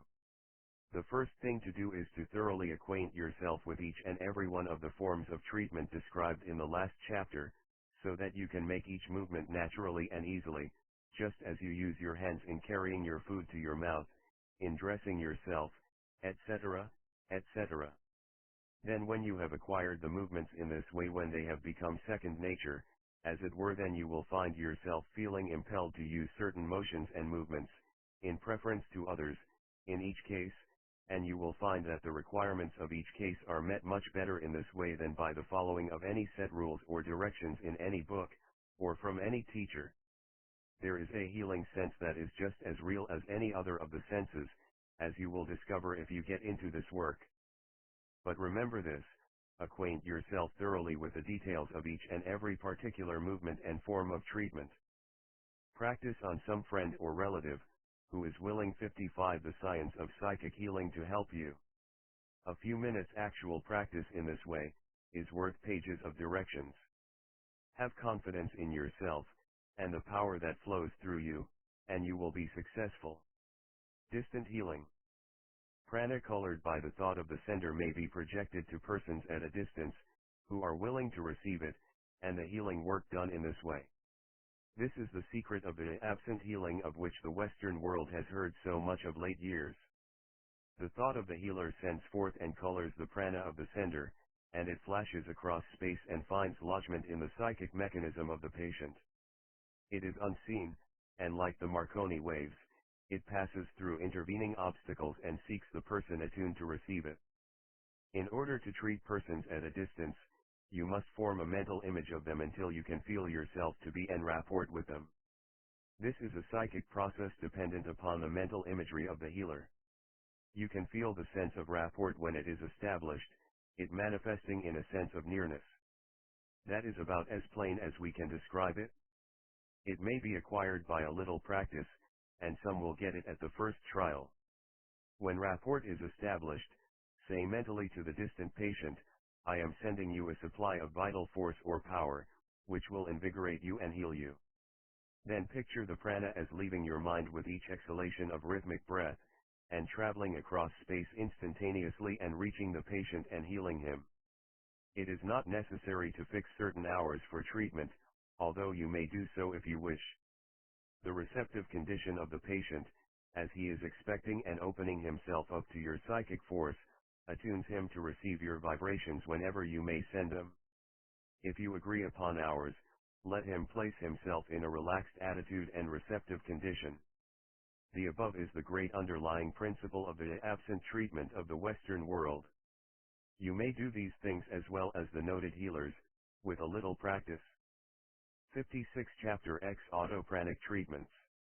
Not only is it possible for one person to treat another by pranic force, but one may also treat himself or herself with considerable effect, in the same way. This may seem strange at first thought, for the underlying principle of pranic healing seems to be that the healer sends a supply of pranic force to the affected parts, supplying the deficiency of prana in those parts. This is true, but when it is remembered that one may draw prana from the universal supply, and then distribute the same to the parts, it will be seen that one may treat himself by this method. In fact, it is claimed by some that the deficiency of prana lies in the fact that it is not equally distributed, from some state of contraction or congestion, and that the real process of pranic healing consists in an equalization, or distribution of the prana throughout the system. At any rate, everyone may benefit himself or herself by giving auto or self-pranic treatments. In order to give these treatments correctly, one should acquaint himself with the movements or forms of treatment mentioned in our previous chapters, relating to the treatment of others by the pranic method, and should then endeavor to reproduce these movements upon themselves. Beginning, 57 The science of psychic healing with the pranic breathing. The person should fill his nerve centers full of fresh prana, and then to proceed to redistribute it throughout his system in the way of a general treatment, following up the same by a special treatment of the affected parts. It is wonderful how much good one may do himself in this way, and how invigorated and strong he will feel after such a treatment. Of course, one cannot treat himself as handily as he could treat another, for the reason that he cannot handle himself as well, but a little practice, and the exercise of a little ingenuity in the application of the treatments, will do wonders. The manipulations, kneading, stroking, vibration treatment, and many of the other forms and degrees of treatment, may be successfully administered by oneself. We do not think it necessary to go into details of this treatment here, for this would be but a repetition of the forms of treatment given in the previous chapters. All that we can say is that if you will acquaint yourself thoroughly with the directions given in the said chapters, you will have at your command a mighty source of relief and cure, that you may be in danger of overlooking simply because of its simplicity and plainness. We have known of many persons who have treated themselves successfully in this way, and we see no reason why anyone cannot do likewise. The best instruction that we can give you is to start in and do it, according to the directions already given. Do not neglect the breathing exercises, as that lies at the basis of the entire treatment. Now, this chapter is short, and many of you may not attach to it the importance that you would grant it if it were padded out. But we assure you that if you read it carefully you will find that it contains a hint of a very valuable and important truth, which hint, if taken, may lead to wonderful results. The plainest things are often the most valuable, but, alas, we neglect them because they are so plain and simple, and run after some 58 autopranic treatments, other things, not half so good, simply because they seem more complex and wonderful. Do not make this mistake, friends. The following exercises will be found most useful in autopranic healing, prana distributing. Lying flat on the floor or bed, completely relaxed, with hands resting lightly over the solar plexus, over the pit of the stomach, where the ribs begin to separate, breathe rhythmically. After the rhythm is fully established, will that each inhalation will draw in an increased supply of prana or vital energy from the universal supply, which will be taken up by the nervous system and stored in the solar plexus. At each exhalation will that the prana or vital energy is being distributed all over the body, to every organ and part, to every muscle, cell, and atom, to nerve, artery, and vein, from the top of your head to the soles of your feet, invigorating, strengthening, and stimulating every nerve, recharging every nerve center, sending energy, force, and strength all over the system. While exercising the will, try to form a mental picture of the inrushing prana, coming in through the lungs and being taken up at once by the solar plexus, then with the exhaling effort, being sent to all parts of the system, down to the fingertips and down to the toes. It is not necessary to use the will with an effort. Simply commanding that which you wish to produce and then making the mental picture of it is all that is necessary. Calm command with the mental picture is far better than forcible willing, which only dissipates force needlessly. The above exercise is most helpful and greatly refreshes and strengthens the nervous system and produces a restful feeling all over the body. It is especially beneficial in cases where one is tired or feels a lack of energy. Inhibiting pain. Lying down or sitting erect, breathe rhythmically, holding the thought that you are inhaling prana. Then when you exhale, 59 The science of psychic healing. Send the prana to the painful part to re-establish the circulation and nerve current. Then inhale more prana for the purpose of driving out the painful condition, then exhale, holding the thought that you are driving out the pain. Alternate the two above mental commands, and with one exhalation stimulate the part and with the next drive out the pain. Keep this up for 7 breaths, then rest a while. Then try it again until relief comes, which will be before long. Many pains will be found to be relieved before the 7 breaths are finished. If the hand is placed over the painful part, you may get quicker results. Send the current of prana down the arm and into the painful part. Directing the circulation. Lying down or sitting erect, breathe rhythmically, and with the exhalations direct the circulation to any part you wish, which may be suffering from imperfect circulation. This is effective in cases of cold feet or in cases of headache, the blood being sent downward in both cases, in the first case warming the feet, and in the latter, relieving the brain from too great pressure. In the case of headache, try the pain inhibiting first, then follow with sending the blood downward. You will often feel a warm feeling in the legs as the circulation moves downward. The circulation is largely under the control of the will, and rhythmic breathing renders the task easier. General self-healing.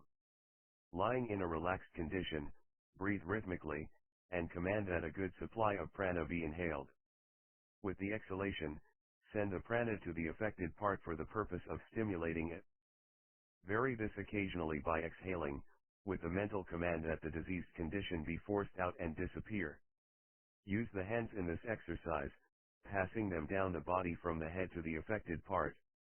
In using the hands in healing yourself or others, always hold the mental image that the prana is flowing down the arm and through 60 autopranic treatments the fingertips into the body, thus reaching the affected part and healing it. Of course, we can give only general directions in this book without taking up the several forms of disease in detail, but a little practice of the above exercise, varying it slightly to fit the conditions of the case, will produce wonderful results. Some yogis follow the plan of placing both hands on the affected part, and then breathing rhythmically, holding the mental image that they are fairly pumping prana into the diseased organ and part, stimulating it and driving out diseased conditions, as pumping into a pail of dirty water will drive out the latter and fill the bucket with fresh water. This last plan is very effective if the mental image of the pump is clearly held, the inhalation representing the lifting of the pump handle and the exhalation the actual pumping. Recharging yourself.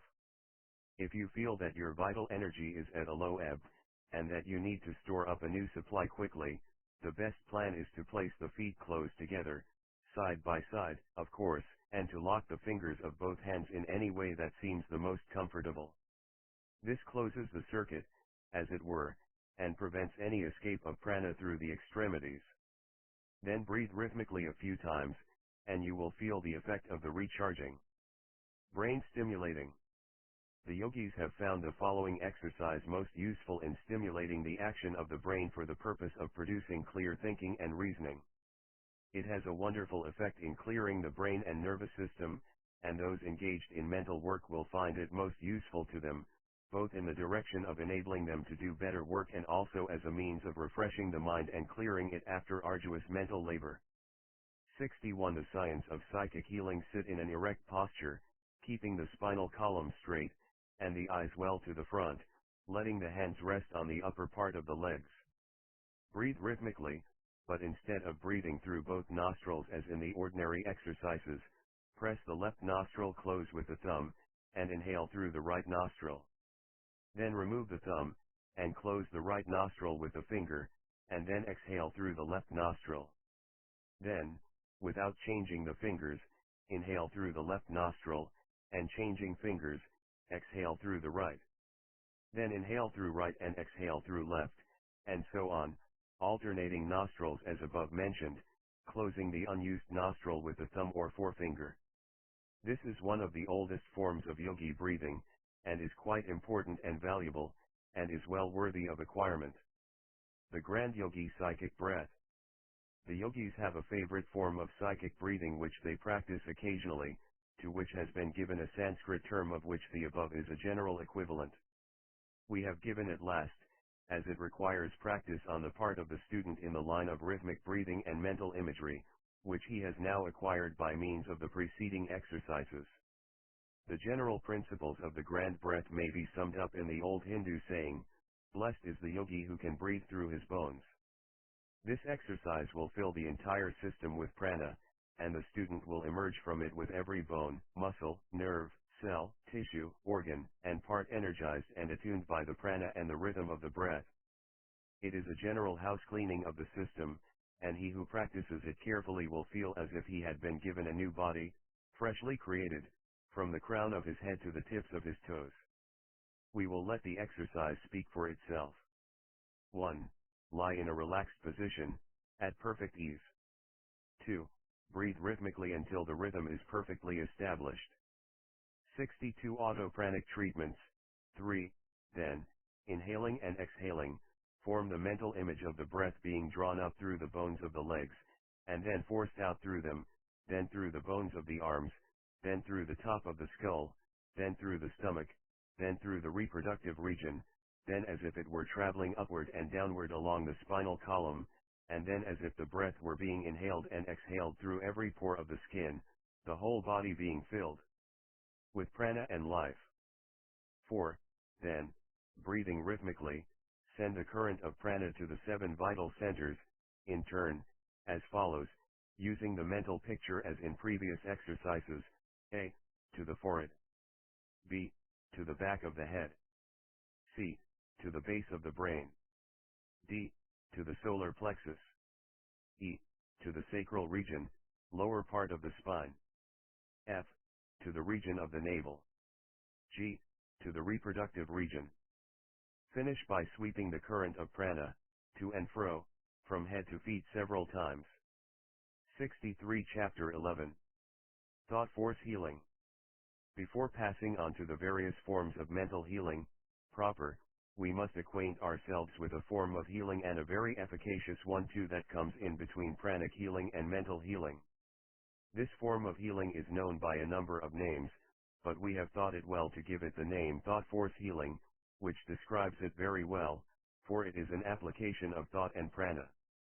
In our 14 lessons we have shown you how thought could color the prana, and go forth as an almost living energy.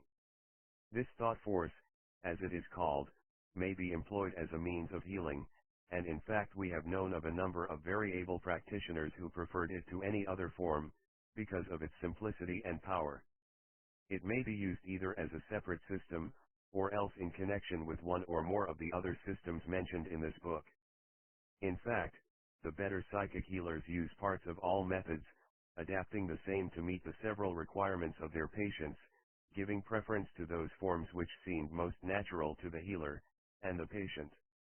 Thought force healing is based upon the fact that the organs, parts, and even cells of the body have mind in them. May 65 The science of psychic healing, fact known to all occultists, and which modern science fully recognizes. This mind in the cells, cell groups, nerve centers, ganglia, etc., respond to a strong thought impression from outside, particularly when the thought is heavily charged with prana.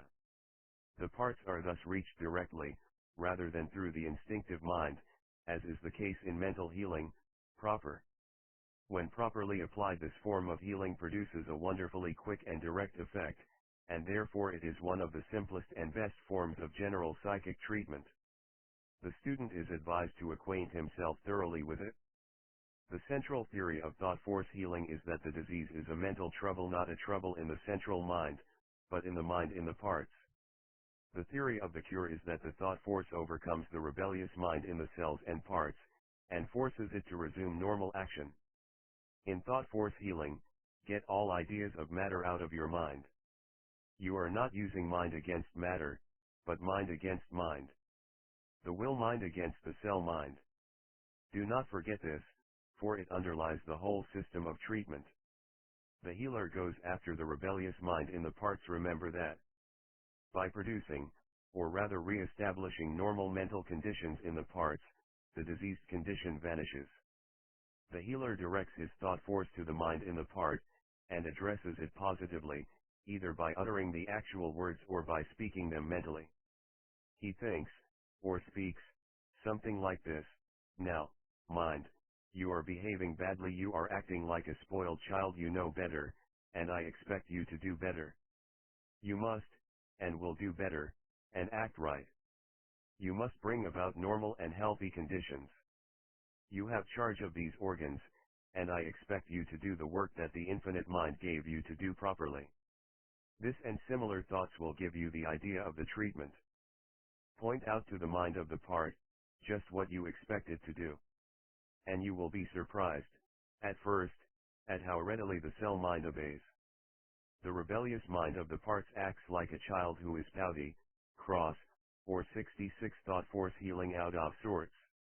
It must be coaxed, scolded, led, or loved into right action, as the case seems to require the idea of love, of course, being behind it all, just as in the case of the child. The cell mind is essentially an undeveloped, childlike mind, and if you keep this idea in view, you will be able to apply the treatment to the best advantage. As you will see as we proceed, the hands are used in this form of treatment, but principally for the purpose of attracting the attention of the mind in the cells and parts, just as we attract the attention of a man by tapping him on the shoulder, etc. Awaken the attention of the cell mind, and you will find that your orders are listened to carefully. There is a great difference in the quality in the mind in the several organs, just as in the case of different children. For instance, the heart is very intelligent, and responds readily to commands from the central mind. The liver, on the other hand, is a stupid, dense, mental organism, and needs to be driven like a mule, instead of lead like a lamb. You have seen children just like this carry this idea in your mind. Now you have had the theory, let us go into the practice of thought force healing. Practice. Stomach troubles. The majority of diseases really originate in the stomach, and the other troubles are really but resultants of the main trouble, which is in the stomach. Consequently, it is well to always begin the treatment with a stomach treatment. Indigestion and malnutrition are at the bottom of 9/10 of the various diseases. Remove the cause and the symptoms disappear. The method of treating the mind in the stomach is as follows: have the patient standing erect in front of you, or else lying down on his back. Then give him several quick, but gentle, taps or pats of the hand over the stomach, saying, "Mind, wake up." Then hold the palm of the right hand over the stomach, saying to the latter, "Now stomach mind, I want you to wake up, and attend to this organ properly. You have not been doing 67 the science of psychic healing right. You have been neglecting your work. I want you to begin functioning properly, and making the organ strong, healthy, and active. I want it to do its work properly, and you must see that it does so. You must see that it digests the food properly, and nourishes the whole body. You must relieve the congestion and inactivity, and see that the whole organ acts with life and energy, and does its work well. You need not repeat these exact words, and you may add or vary the same. The main thing is to tell the stomach mind just what you expect it to do, and what you look to it to bring about. You will be surprised at the intelligence displayed by the mind addressed, and how quickly it begins to act upon your instructions. Give stomach treatments daily. The treatment should last about 5 to 10 minutes. It usually takes from 1 to 4 weeks to get final results in cases of dyspepsia, the difference depending upon the length of standing of the trouble, and the mental attitude of the patient, that is whether he works with you or against you. Liver troubles. Treat the liver in a similar manner to that given to the stomach. The liver, however, being a dull, stupid organ, must be spoken to sharply and positively. Think of a stubborn donkey, and you have the idea. The liver cannot be coaxed, it must be driven like a mule. When we speak of the liver, we mean the mind of the liver, of course. Give the liver instructions to function properly, to secrete the proper amount of bile, and no more, to let the bile flow freely and perform its work, etc. Constipation. Treat constipation by first treating the liver, as above directed. Then pass the hand over the bowels, saying, "Bowel mind, wake up, attend to your duties, move naturally and easily, as you know you should do." Constipation is sometimes rendered stubborn by a tendency to contraction on the part of the anus, the posterior outer opening of the colon or large bowel, through which the excrement passes when one has a movement, or passage. In such cases, place the hand 68 thought force healing over the part, outside of the clothing will answer, pressing the part a little to attract its attention, and saying to it, "Relax, relax, you are causing trouble. Relax," and allow the movements to pass freely and naturally. Diarrhea. Diarrhea is treated similarly to constipation, the same organs being treated, the directions being reversed, of course. The bowel is told to slow down, and the liver is told to behave itself. Kidneys. The kidneys are treated in a similar manner to the liver. Tap them smartly with the fingers, several times, and then tell them to do their work properly, and naturally. In cases where the patient urinates too freely, instruct the kidneys and bladder to slow down, and endeavor to reduce the urination gradually. If the patient is in the habit of getting up 3 times during the night, bring him down to 2 times, then to 1 time, and then to no urination at all between bedtime and morning.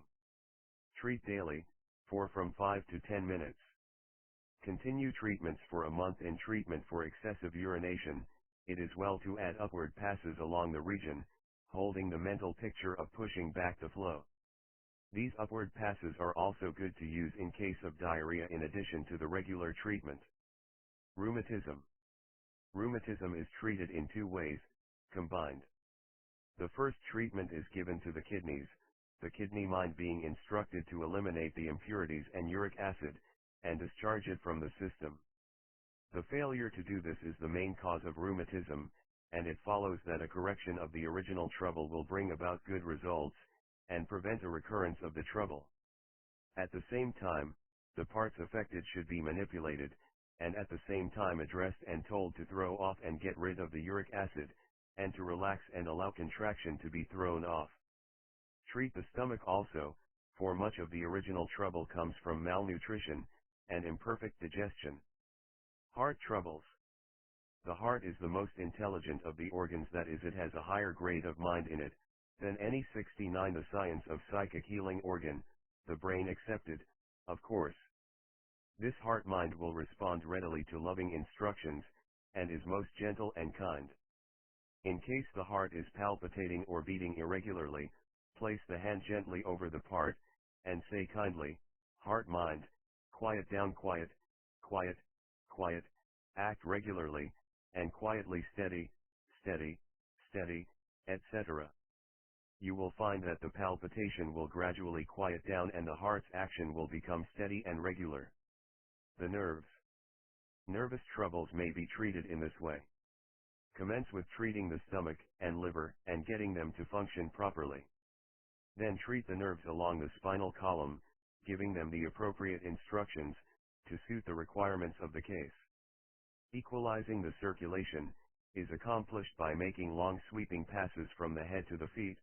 See pranic healing for direction, at the same time saying to the mind of the arteries and veins, "Flow freely, and equally steadily and constantly flow, circulate, flow." It is well to give this treatment for equalizing the circulation in nearly every form of treatment, for by doing so you will help to re-establish normal conditions, and promote the return of healthy action. Headaches are treated by first treating the stomach, and then equalizing the circulation, and then giving local treatments to the head, saying to the mind of the parts, "Quiet down, now, easy, easy, easy, rest, rest, rest, etc." Female troubles. These complaints are treated by first restoring proper conditions of the stomach, so that the patient may be properly nourished, and may thus obtain energy and strength to send to the affected parts. This must not be overlooked. Local treatment is administered as in cases of diarrhea. Bring up the hands in front of the lower part of the abdomen, and giving the command to the mind, "Strength, right action, health, etc. In case of profuse flow, add the words, slow down, cease flooding, etc. In the case of 70 thought force healing falling of the womb, etc., the command, firm, firm, now, firm, etc., will be found to have a wonderfully strengthening effect. Other complaints. It is not necessary to run over the list of so-called diseases, which are after all nothing but different cases of imperfect mind action. The treatment is similar in each case, as you will have seen. Give the same general treatment, and then give your mental commands in words suited to the case. That is, tell the mind of the part what it must do. Talk to it just as you would to a child that was not doing what it should. Reason with it, and lead or drive it along, just as seems best. Use judgment and a little thought, and you will find that you will soon get the knack of giving just the right commands. But, above everything else, remember that you are talking to the mind of the part, not to dead matter. There is no dead matter about a live body. Mind is in every part and cell. It is mind talking to mind, remember this, for therein lies the secret of this form of treatment. Remember, also, that the majority of diseases arise from stomach troubles and imperfect circulation. Restore the stomach to normal action and the circulation to equalize activity and functioning, and you have removed the cause of the trouble. Do not forget this, for it is most important. Talk to the mind as you would to a person, a child, and say to it just what you think will best affect it. A little practice will render you very expert in this, and you will soon begin to feel quite well acquainted with the different forms of mind in the parts, and moreover they will soon begin to recognize that you know them, just as a horse recognizes men who are used to managing horses, although they may never have seen that particular man before. Dogs are the same way, as one will see if he will think a little bit. This form of treatment may be used on animals as well as on people, and we have heard of many remarkable cures in this way. Now, remember, please, that the cell mind, or part mind, does not understand the words you say. They have no such 71 the science of psychic healing knowledge. But they do understand the thought that lies back of the words, and will respond thereto. The words only serve to help you to form your thought clearly.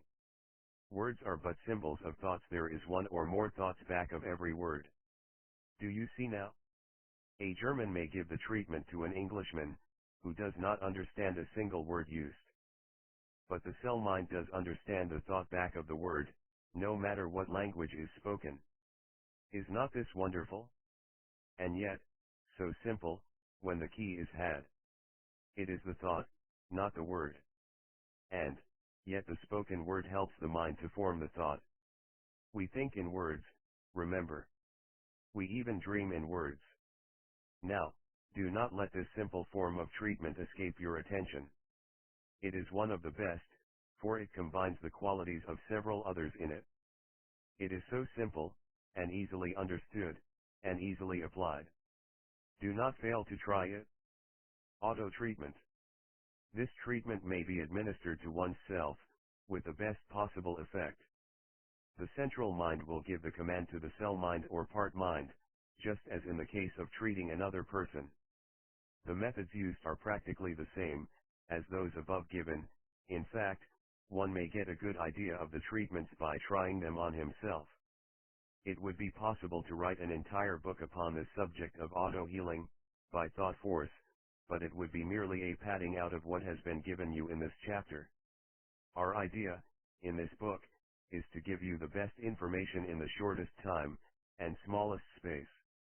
Each chapter gives you information that is worth many times the price of the book, and for which some who have acquired a knowledge of it are charging tuition fees, ranging from $5 upward. Many courses on the market contain no more information than is given in some of these chapters. We say this not in a spirit of self-praise, but merely that you may understand that you are getting the thing in a nutshell. 72 Chapter 12. Suggestive Healing. Suggestive healing is based upon the effect of mental influence upon the instinctive mind. It holds that just as the adverse suggestion of another, or of oneself, may produce abnormal conditions of the body, through the instinctive mind, so may the good suggestions of another, or oneself restore normal conditions.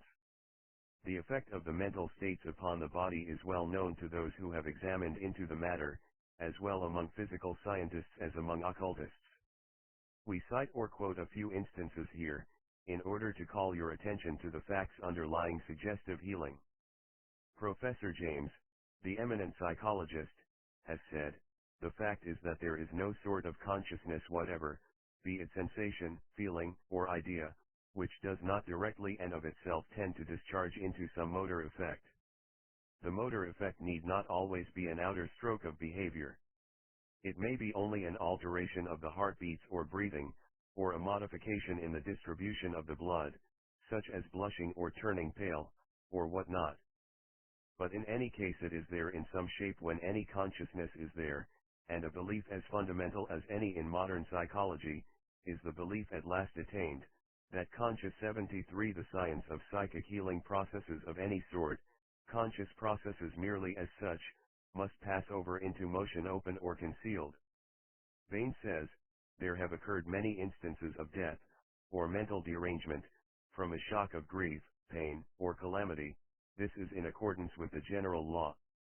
Darwin says, in protracted grief the circulation becomes languid, the face pale, the muscles flaccid, the eyelids droop, the head hangs on the contracted chest, the lips, cheeks, and lower jaw all sink downward from their own weight.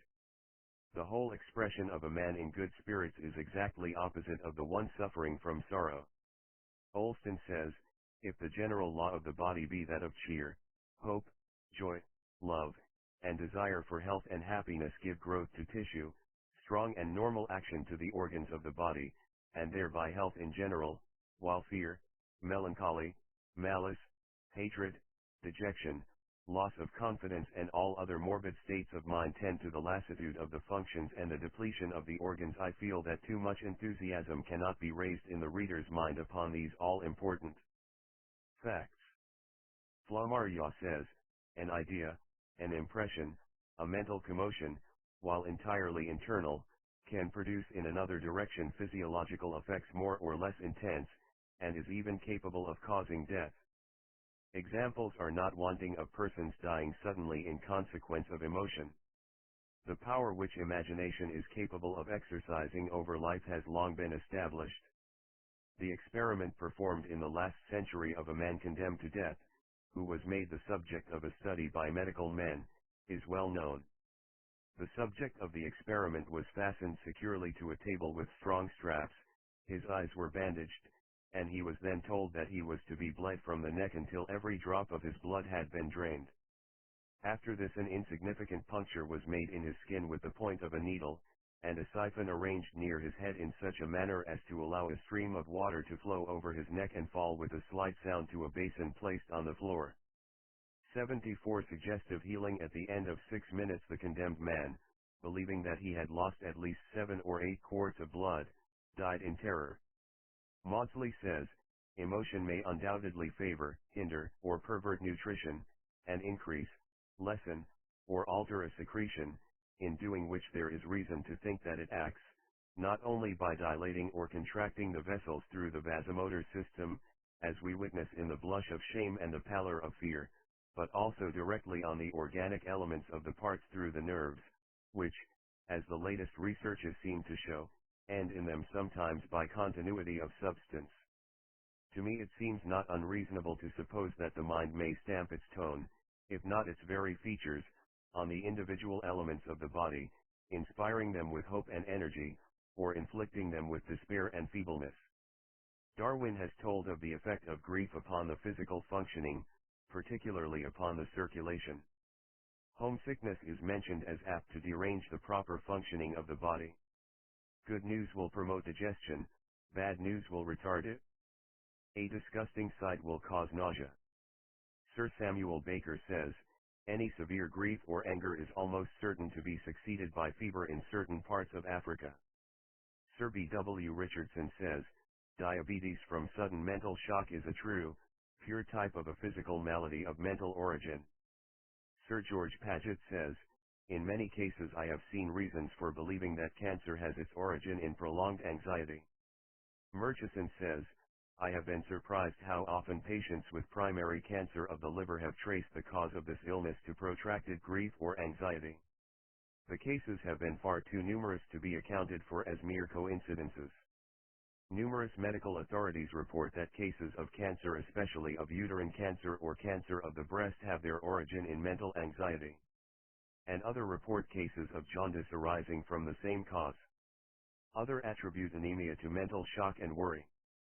75. The Science of Psychic Healing. Sir B. W. Richardson says, eruptions on the skin will follow excessive mental strain. In all of these, and in cancer, epilepsy and mania from mental causes, there is a predisposition. It is remarkable how little the question of physical disease from mental influences has been studied. Professor Elmer Gates says, my experiments show that irascible, malevolent and depressing emotions generate in the system injurious compounds, some of which are extremely poisonous, also that agreeable, happy emotions generate chemical compounds of nutritious value, which stimulate the cells to manufacture energy. Professor Tuke, in his book, The Influence of the Mind Upon the Body, cites numerous cases of disease caused by fear, worry or fright, the principal ones being as follows: insanity, idiocy, paralysis of various muscles and organs, profuse perspiration, cholera, jaundice, turning the hair gray, baldness, decay of the teeth, nervous shock followed by fatal anemia, uterine troubles, skin diseases, erysipelas, eczema, etc. The same authority remarks upon the effect of fear in the spread of diseases, particularly contagious diseases. Cholera epidemics are believed to have been largely due to the fear of the people in former times. Professor Mosso claims that fear causes St. Vitus dance, scurvy, epilepsy, etc. Many writers have gone so far as to claim that fear, in some form or degree, was at the bottom of all physical complaints or diseases, directly or indirectly, and making allowance for overclaim, it looks as if there was much truth in the statement. In view of the preceding, it would appear that any method of relieving or driving away fear would have a great effect in the curing of disease. And such is the case. Nearly all forms of psychic healing create a new mental atmosphere and condition in the patient. Fear is replaced by confidence, courage, fearlessness, hope, and the physical results follow. The axiom of Suggestive 76 Suggestive Healing Therapeutics is thought takes form in action, and as a man thinketh in his heart, so is he. But not only may the entire system be benefited by general suggestion, but particular organs may be strengthened, and caused to again function properly, by well-directed suggestions. The instinctive mind takes up the suggestions passed on to it, and they take form in action. The very cells of the body respond to suggestion through the instinctive mind. And every part, organ, nerve, and cell may be strengthened and stimulated into proper action in this way. The practice of suggestive therapeutics has proven quite popular among physicians of late years, and is destined under one form or another to rapidly increase in popular favor in the future. Many physicians give what are called mask suggestions, by which is meant suggestions given in connection with some material remedy, the patient being told positively that the drug or treatment will do thus and so, and the suggestion being repeated in different forms, until the mind of the patient confidently expects the stated results, and the thought takes form in action. No matter how the suggestion is given, it is still suggestion. In the succeeding chapters we shall give special directions regarding this form of treatment, which will give one a better working knowledge than a book full of mere general remarks. Study them carefully. 77 Chapter 13. Practice of Suggestive Healing. In our last chapter we showed how the body might be affected by mental states, how the mind affected the physical being, through the medium of the instinctive mind. And we have called your attention to the fact that just as the physical condition might be adversely affected by mental conditions, so might it be favorably affected in the same way. Health is contagious as well as disease, and as a man thinketh in his heart, so is he, applies as well to right thinking as to wrong thinking. And upon this theory or fact, is based the practice of suggestive therapeutics. The task before the practitioner of suggestive therapeutics is that of restoring normal mental conditions to those who have dropped into the habit of abnormal thinking about their bodies, and also to bring about normal conditions by means of the influence of the mind over the cells and parts composing the body. As we have stated, the principal difference between the practice of mental healing and suggestive therapeutics consists in the manner of applying the treatment. In mental healing, there is little or no verbal suggestions, the Healing 79, the science of psychic healing work being done along the lines of thought transference or telepathy. But in suggestive therapeutics, the treatment is given to the mind of the patient by means of verbal suggestions or words of the healer. Of course, even in suggestive treatment the thought of the healer operates directly upon the mind of the patient, along the lines of mental healing, as well as by means of the verbal suggestion. The average suggestionist will not admit this fact, but it is true nevertheless, and in fact it has very much to do with the cure. The verbal suggestion is often necessary in order to make the deep impression upon the minds of some patients, but the healing mental force goes along with the suggestions, whether or not the healer is conscious of it. The fact that there is a great difference in the work of several suggestionists, in spite of the fact that they are all following the same method and even using the same words, will go toward proving this idea. Now, right here at the beginning, in order that there may be no misunderstanding, let us say that suggestive therapeutics, pure and simple, has no connection with hypnotic suggestion or hypnotism. Of course, there are suggestionists who combine the two, but there is no use in it, and much to be urged against it. Hypnotism plays no real part in the practice of suggestive therapeutics. Hypnotists have found that when they obtain the hypnotic condition, they could suggest health to their patients with effect, and they naturally supposed that hypnosis was a necessary precedent to the treatment and cure. But investigators have proven that the suggestions are just as effective when given to the patient when he is wide awake and conscious, and when there is no attempt to produce a condition of hypnosis. We urge upon our readers to divorce the idea of hypnosis from that of suggestive therapeutics, in their minds. There is no real connection between them, and there are many reasons why they should not be confounded with each other. 80. Practice of suggestive healing. And, now that we have formed an idea of what suggestive therapeutics may do, and what it is, let us turn our attention to the methods of applying the treatment. Receptivity of the patient. The best results in giving suggestive treatments are obtained when the patient is induced to manifest a receptive attitude of condition of mind.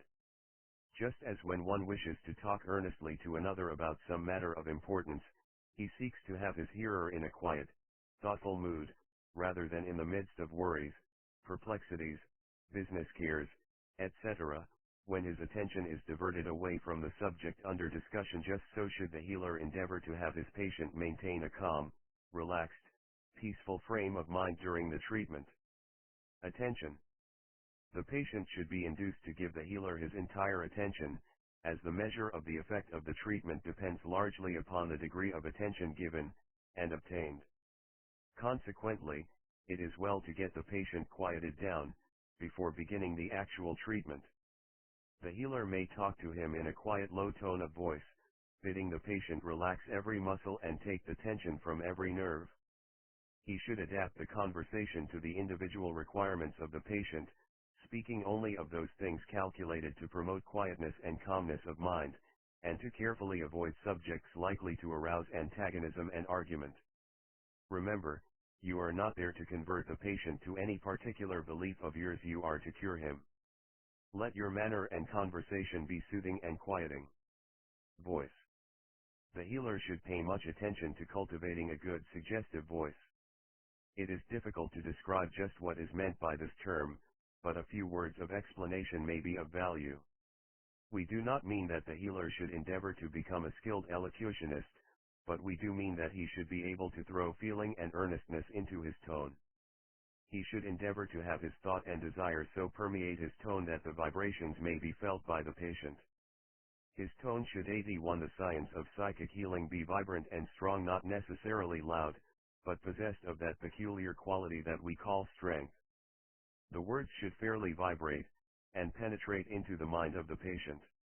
A mental state of forgetting oneself, and concentrating the whole mind on the meaning of the words used will produce the result. Practice, of course, improving the gift and faculty. The tone should be intense. The following exercises will aid the suggester. Imagine yourself as treating a patient by suggestion. Imagine the patient as sitting in a chair in front of you, or else, reclining on a couch with you standing or sitting by his side. Then give him the suggestions applicable to his case, telling him just what result to expect to accomplish, and telling him firmly and positively that the result will be accomplished. Pick out the keywords of the suggestion, that is the strong, vibrant words that you wish to stand out in his mind during and after the treatment, and practice repeating them until you feel that they are vibrant and intense, with the real meaning and intent. Take the word strong, for instance, for it is a word that should be used frequently in suggestive treatment. Repeat the word several times, increasing the intensity and earnestness at each repetition, thus, strong, strong, strong, strong. Practice until you can fairly feel the vibration of the word throughout your entire being, until the word actually objectifies the thought behind it. Then take the word well, and practice upon it in the same way. You must not repeat the words like a phonograph, or parrot, but must endeavor to feel what you are saying. Practice this frequently, and you will begin to find that you will acquire a vibrant suggestive tone, that will make your words ring with intensity, and cause them to be felt by the patient. Let the two words, earnestness and intensity, be ever before you in acquiring the suggestive voice. The eye. The suggestionist should cultivate a firm, earnest gaze of the eye. Not a stare, but a firm, powerful gaze. This may aid the practice of suggestive healing be acquired by gradual practice and thought. A person always gazes earnestly at a thing that holds his attention, so if you will train yourself to look with interest and attention, you will find that the proper gaze will come to you without any further special attention. We advise the cultivation of this gaze, not with the idea of any hypnotic influence, or anything of that sort, but with the idea of concentrating the thought, and holding the attention of the patient. Besides this, it is calculated to create confidence in the mind of the patient who feels more or less uncertain and who lacks confidence.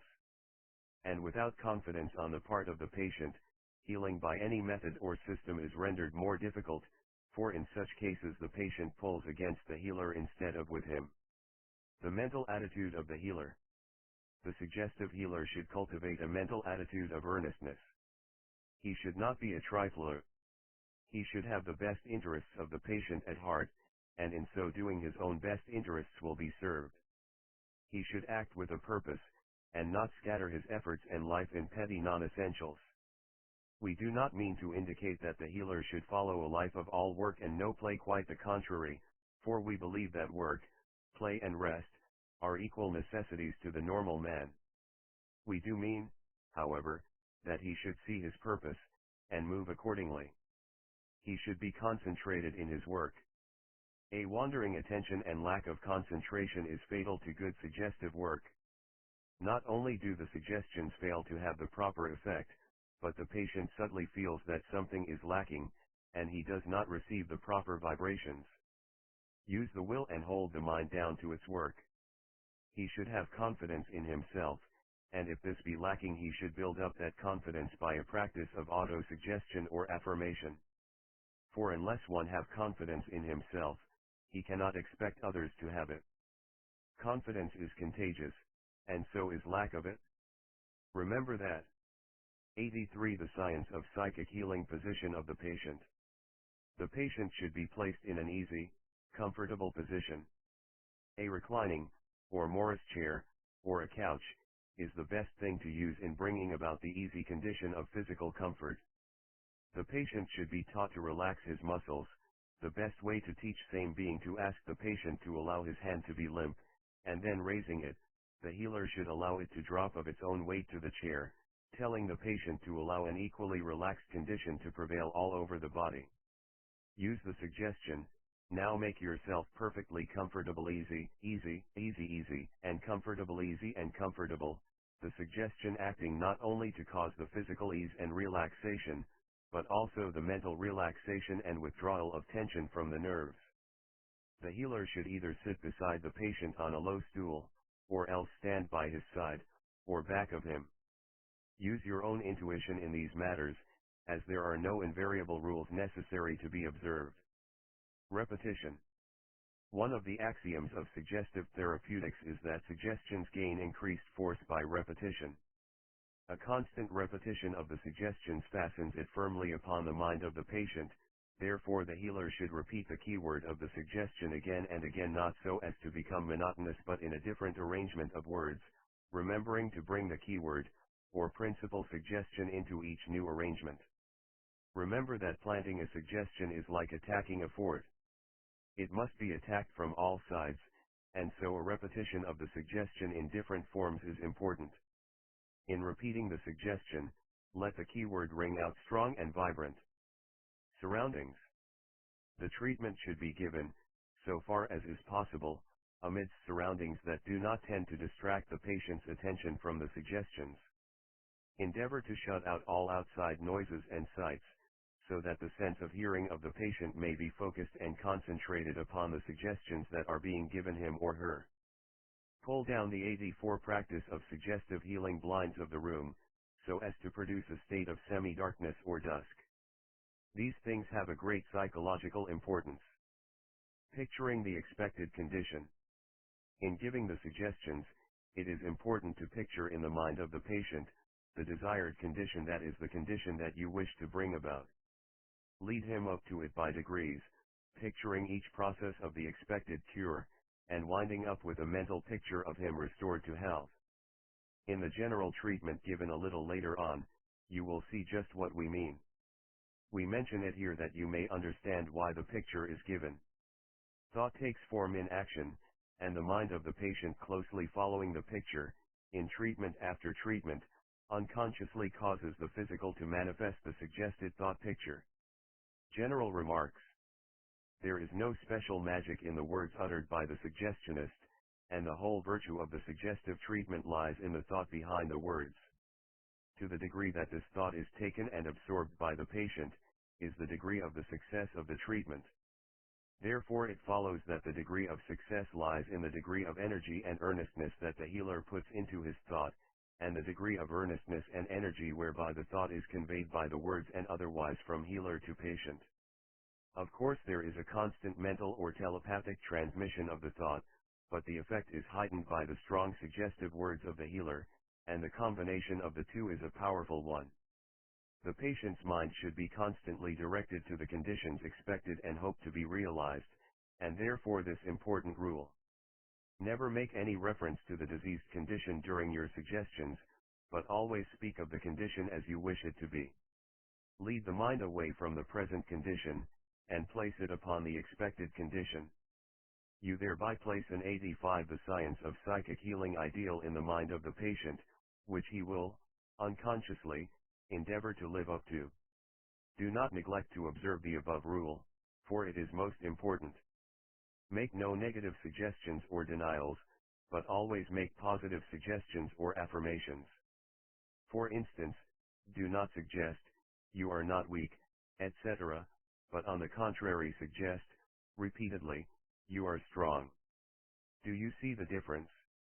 The reason lies in the fact that by repeating the word of the thing you would deny, you really affirm its existence, and direct the mind of the patient to it. 86 Chapter 14. Suggestive treatments. In giving suggestive treatments, the healer should always carry in his mind a mental picture of the conditions that he wishes to bring about.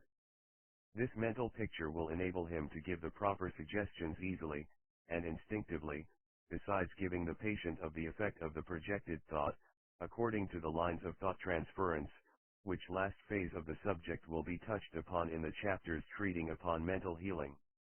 The healer should acquaint himself with the conditions which he wishes to bring about, and which will be described in this chapter, and then proceed to suggest closely upon those lines. It is always well to begin the first treatment by a little conversation to the patient concerning the power of the mind over the body, and the wonderful effect that mental suggestions have over the affected parts. Be careful and do not get into theory or complicated details, for remember that the patient has not advanced as far in the subject as have you, and theory and details will only confuse him.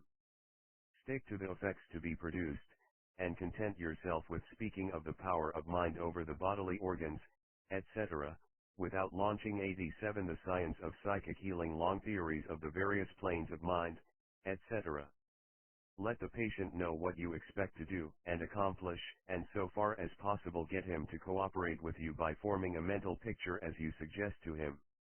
You will notice that in the general treatment that we give here, we have included suggestions that give the patient an additional idea of the power of the mind. It is well to do this occasionally, in order to keep up the interest in the treatment, which is highly important, for the degree of interest is often the degree of receptivity to the treatment. In giving treatment, do not strive to repeat the exact words of our general treatments. Get the idea and give it in your own words. Your own words will mean more to you, and you will be able to enter into the spirit of the thing better than by merely repeating the words of others. The following is a fair general treatment, general suggestive treatment. After getting the patient to relax and place himself in a quiet, easy, restful position, say to him, "Now, Mr. X, or Mrs. X, as the case may be, you are resting easy, quiet, and composed. Your body is at rest, every muscle is relaxed, every nerve is at rest. You are feeling quiet, calm, and restful, all over, from head to foot, from head to foot. Quiet, restful, and easy. Your mind is calm and composed, and you will let my healing suggestions sink deep, deep, down in your subconscious mind, that they may manifest health and strength for you. Like a seed that is planted in good soil, they will grow and bear good fruit of health and strength for you. I shall begin by strengthening your stomach and organs of nutrition, for from those organs you obtain the nourishment which will build you up, and give you new strength. I will cause your stomach to digest the proper amount of food, and then assimilate it, and convert it into nourishment that will be carried to all parts of your body, building up and strengthening 88 suggestive treatments, cells, parts, and organs. You need perfect nourishment, and I am going to cause your organs of nutrition to give it to you. Your stomach is strong, and able and willing and ready to do good work for you, and to digest the food needed for your nourishment. It will begin today right now to manifest strength and power, so that it will digest your food and properly nourish you. You must get the proper nourishment in order to be well, and therefore we begin right here at the stomach. Your stomach is strong, and well, and ready to begin its work.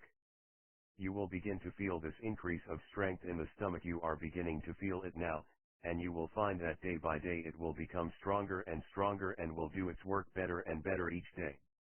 Your stomach and organs of nutrition are ready to do their work properly, and will begin to send nourishment to all parts of the body, and that is what you need. I can send impulses to those tired organs, and giving them new strength and health and power, and you will be conscious of the improvement at once. Remember, now, nourishment, that is what we are after for you, and that is what we will get right now, right from the beginning. And I expect you to cooperate with me and try to think bright, happy, and cheerful thoughts all the time.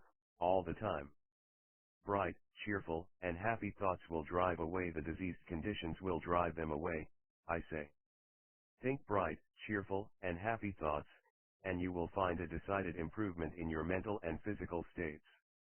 Remember, now, bright, cheerful and happy. Commit the words to memory and repeat them often. Now, we are going to equalize your circulation. Next to nutrition, the circulation is the important thing.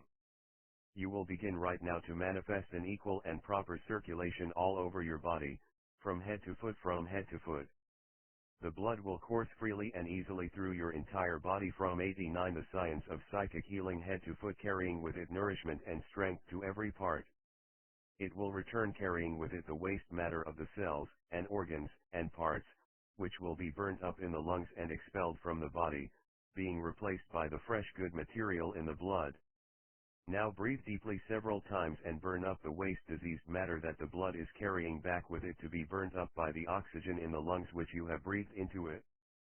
You are breathing in health and strength, I say, and you will feel better from now on. Practice deep breathing occasionally and think that you are drawing in health and strength and breathing out the old diseased conditions. For that is just what you are doing. Perfect circulation all over the body and proper breathing to assist in the good work. You must begin, also, to get rid of the waste products of the system by drinking the proper amount of water each day. You must increase your supply of fluids. You must have a glass of water near and you must occasionally take a sip or so from it, saying I am taking this water to cleanse my system from impurities, and to bring about new, normal, and healthy conditions. Do not neglect this for it is most important. A plant needs water in order to be healthy, and so do you. So do not neglect the water. Your increased fluid supply will cause your bowels to move regularly every day and thus carry off the waste matter of the system. Your bowels will begin tomorrow morning to move naturally and easily, and you will soon get into a regular habit. You must assist me in this work by holding the thought occasionally that your bowels will begin to move naturally. Now we have begun the good work, and you must keep it up. You will begin to get nourishment from your food, by reason of the improvement in your organs of nutrition. Every part of you is being strengthened, and day by day you will note an improvement. Your circulation will be equalized and your general system will be benefited thereby. You will breathe 90 suggestive treatments freely, and thus strengthen the body and also burn up the old waste materials.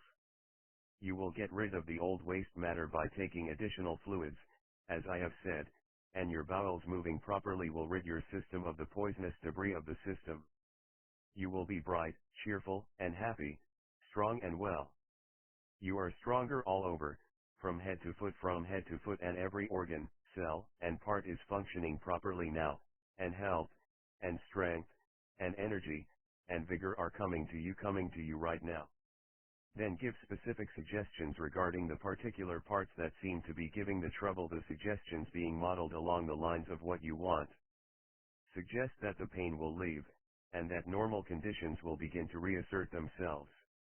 You will find that the general treatment given above will work a great improvement in those treated by it, irrespective of the local nature of their trouble. Their secret is that if you manage to restore proper and normal conditions of nutrition, assimilation, and elimination, the rest takes care of itself. A man or woman with perfect digestion, assimilation, and elimination, that is with proper nutrition and proper clearing away of the ashes of the system, cannot help being a well person. We urge you to carefully read our book Hatha Yoga, and acquaint yourselves with the importance of these things. You may work in the teachings of Hatha Yoga in your suggestions, and the advice thus given will be of the greatest value and importance to the patient. Acquaint yourself with the rules of right living, as given in our book Hatha Yoga, and you will have the secret of health in your own hands.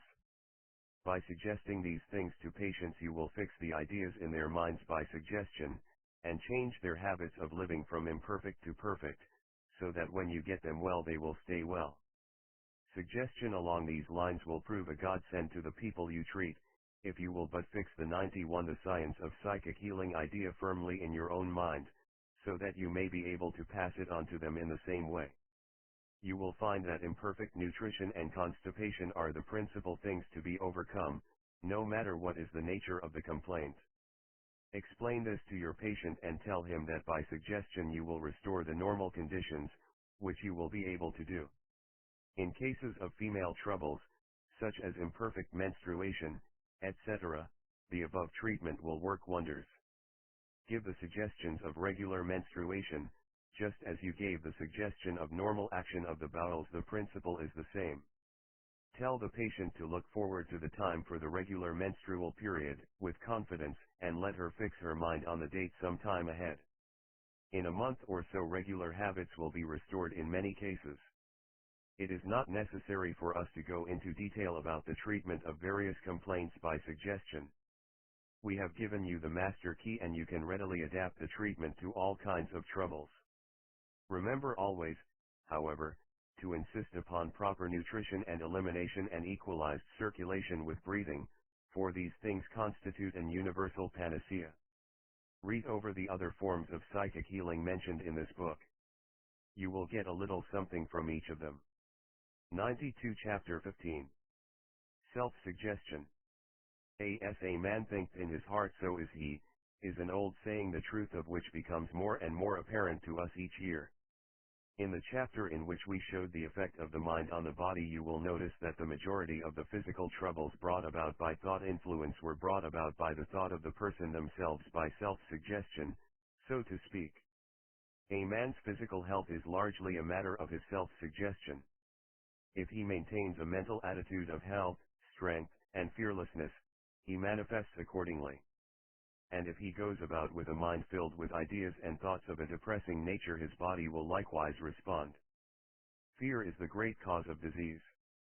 Fear acts as a poison upon the physical system, and its effects are manifest in many directions. Remove fear and you have removed the cause of the trouble, and the symptoms will gradually disappear. But all this we have stated elsewhere, and this book must be a book of practice, rather than of theory. The question is, how may one treat himself, or herself, by self-suggestion? The answer is quite simple. It is that the person may give himself just the suggestions that he would give a patient, following the advice and instructions given in the last chapter. 93 The science of psychic healing. The I part of you may give suggestions to that part of the mind that runs the physical organism and manages the body from cell to organ. These suggestions will be taken and acted upon if given with sufficient earnestness. Just as people may make themselves sick by improper self-suggestions, so may they restore themselves to health by the proper suggestions given in the same manner.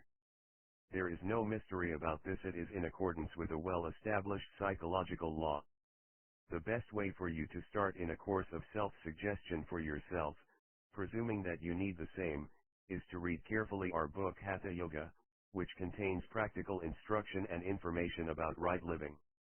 Then, after having acquired this plan of right living, start into practice right thinking. Right thinking consists in maintaining the proper mental attitude of cheerfulness and fearlessness.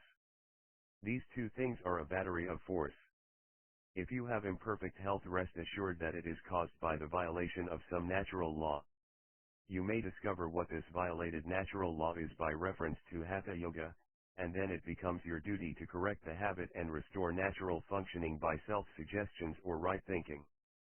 In 9 cases out of 10 you will find that the root of the trouble lies in improper nutrition and imperfect elimination. You don't believe this, you say. Well, then, let us tell you your symptoms and see if they do not come out about right to fit your case. First, you have a poor appetite and imperfect digestion, dyspepsia or indigestion. Then you are constipated, and if a woman you have scanty and irregular menstruation. Then your hands and feet are cold, denoting imperfect circulation. Then your eyesight and hearing is affected, you have ringing in the ears and cloudy vision. Your taste is affected, your smell is also poor, and you are liable to have symptoms of catarrh. But your sense of feeling is not poor, it is abnormally sensitive, and you 94 self-suggestion are called nervous. You do not get a good night's sleep and you feel used up all the time. Your skin is colorless and your cheeks pale. Your lips and fingernails lack the rosy color of health. And so on. Now, does this not fit your case? Isn't it queer how we have diagnosed your complaint without having ever seen you, or known of you? But this is no miracle, we assure you. We have merely recited the symptoms arising from what may be called a typical case of malnutrition and imperfect elimination. And the cause of these symptoms lies in the 2 things named. Then the removal of the cause lies in a correction of bad habits of living and bad habits of thinking. And Hatha Yoga will give you the habits of right living, and self-suggestion will aid you in right thinking and the speedy removal of the trouble. Treat yourself according to the lines of the general treatment given under the head of suggestive treatments in the last chapter. Make the treatments vigorous, just as earnest as if you were treating somebody else instead of yourself. And you will get wonderful results. See yourself in your mind's eye as you wish yourself to be. Then start in to think of yourself as being that, and then live as the healthy man or woman should do. Then talk up to yourself and tell your instinctive mind what you expect it to do for you, and insist upon it taking hold of the physical body and building up new cells and tissue and discarding the old worn out and diseased material. and it will obey you like a well-trained assistant or helper, and you will begin to manifest health and strength. There is no special mystery about this self-suggestion. It is merely your I telling your instinctive mind to get to work and attend to its affairs properly. And by right living you give the instinctive mind the material with which to work and the conditions conducive to success. We could fill page after page of this book with suggestions and affirmations for you to use in different complaints. But 95 The science of psychic healing. This is useless. You can make up your own suggestions and affirmations, which will answer just as well as would ours. Just speak up to the instinctive mind just as if it were another person who had charge of your body, and tell it what you expect it to do. Do not hesitate about being in earnest about it. Put some life into your commands. Talk to it in earnest. Say to it, here, you instinctive mind, I want you to get down to work and manage things better for me. I am tired of this old trouble and I intend to get rid of it. I am eating nourishing food, and my stomach is strong enough to digest it properly, and I insist upon your attending to it right away, now. I am drinking sufficient water to carry off the waste matter from the system, and I insist upon your seeing that my bowels move regularly every day. I insist upon your seeing that my circulation is equalized and made normal. I am breathing properly and burning up the waste matter and properly oxygenizing the blood, and you must do the rest. Get to work, get to work. Add to this any instructions that you think well, and then see how the instinctive mind will get down to business. See what we have said on this subject in the chapter on thought force healing. Then maintain the proper mental attitude, bracing yourself with strong affirmations until you get things going right. Say to yourself, I am getting strong and well, I am manifesting health, etc., etc. Now we have told you how to do it, then get to work and do it. 96 Chapter 16. Mental Healing. The reader will see by reference to the chapter on suggestive healing the effect upon the physical body by incorrect thinking, and it is not deemed necessary to repeat those illustrations or examples here, nor to give additional ones. It is presumed that every reader of this book has some acquaintance with the effect of mental states upon physical functioning, so it is not necessary to take up space with further proofs of the same. The theory and system of mental healing is based upon this knowledge of the effect of mind upon body, coupled with the idea that as the mind may produce abnormal functioning, so may the process be reversed and used to restore perfect health and correct functioning. We shall not attempt to recite the special theories of the several schools of mental healing, nor to attempt to explain the many theories regarding the question of what is mind, nor the psychological theories regarding the process of the cures. The fact is that mental healing is a fact, and the thing to do is to tell how to make use of and apply it. In our chapters on suggestive healing we have given information that may well be combined with these teachings regarding mental healing. In fact, suggestion and mental healing 97 The science of psychic healing are twins, each representing one side of the same thing. The principal difference rests in the manner of applying the force behind the treatment. Suggestion depends almost altogether upon verbal suggestions, etc., while mental healing depends upon telepathy or thought transmission. The best healers combine both methods when the patient is in their presence. But mental healing does not require the presence of the patient, the treatments often being given to patients many miles away by what is known as absent treatment, but which is really a form of telepathy. Telepathy, once laughed at as a superstitious fancy, is now beginning to be recognized by the scientific world, and will soon be adopted as a law. It has been known to occultists in all ages and times, among all people, and it is not a new thing by any means, although many claim to have discovered it in our own times. We give a few examples of its general acceptance among men of intelligence and prominence in our own times. E.D.W.T. Bennett, late Secretary of the Society of Psychical Research, says, the conclusion seems to be irresistible that the five senses do not exhaust the means by which knowledge may enter the mind. In other words, the investigator seems to be driven to the conclusion that thought transference or telepathy must now be included among scientifically proven facts.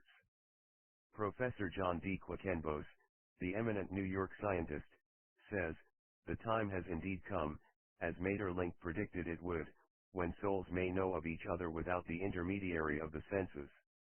Clark Bell says, telepathy, as it is regarded by scientists who accept it as a fact, is some unknown sense of power of the human body, by which as a physical process communication is held between brain and brain or the human organism, some means by which the perceptions are reached in some manner analogous to the known and well-defined transmission of the electric current, or the action of gravitation, which we know. 98 Mental healing exists, but we are as yet unable to comprehend how it acts, or to know its methods. Professor W. M. Crookes, the well-known English scientist, says, if we accept the theory that the brain is composed of separate elements, nerve cells, then we must presume that each of these components, like every other bit of matter, has its movements of vibration, and will, under suitable conditions, be affected, as, for instance, the nerve cells of the retina by vibration in the ether. If another neuron, situated not far away, should acquire the same movement of vibration, there seems to be no good reason why they should not materially affect each other through the ether. Dr. Sheldon Levitt says, there is no disputing the fact that those who have given the subject of telepathy attentive thought and patient investigation have become convinced of its truth and practicability. My own experience has given me unwavering convictions. I know that in some way thought can be transmitted from one conscious mind to another, and I have good reason to believe that it can be transmitted still more forcibly and fully to the unconscious mind of the recipient. Camille Flammarion, the French astronomer, says, we sum up, therefore, our preceding observations by the conclusion that one mind can act upon another at a distance without the habitual medium of words, or any other visible means of communication. It appears to us altogether unreasonable to reject this conclusion if we accept the facts. There is nothing unscientific, nothing romantic in admitting that an idea can influence a brain from a distance. The action of one human being upon another, from a distance, is a scientific fact. It is as certain as the existence of Paris, of Napoleon, of oxygen, or of Sirius. Again, the same authority says, there can be no doubt that our psychical force creates a movement of the ether, which transmits itself afar like all movements of ether, and becomes perceptible to brains in harmony with our own. The transformation of a psychic action into an ethereal movement, 99 The science of psychic healing and the reverse, may be analogous to what takes place on a telephone, where the receptive plate, which is identical with the plate at the other end, reconstructs the sonorous movement transmitted, not by means of sound, but by electricity. But these are only comparisons. Page after page could be filled with like expressions of belief in thought transmission, on the part of the thinking public, but the same is not deemed necessary. Those who wish further information on this subject are referred to the published reports of the English Society for Psychical Research, which may be found in the principal libraries of the country. It is by means of this fact of telepathy that the absent healing of the mental scientists and others are performed when they are not occasioned by direct verbal suggestion, which factor must not be overlooked. The principle of mental healing lies in the fact that the central mind controls the bodily functions or the mind manifesting through the organs, cells, and parts of the body.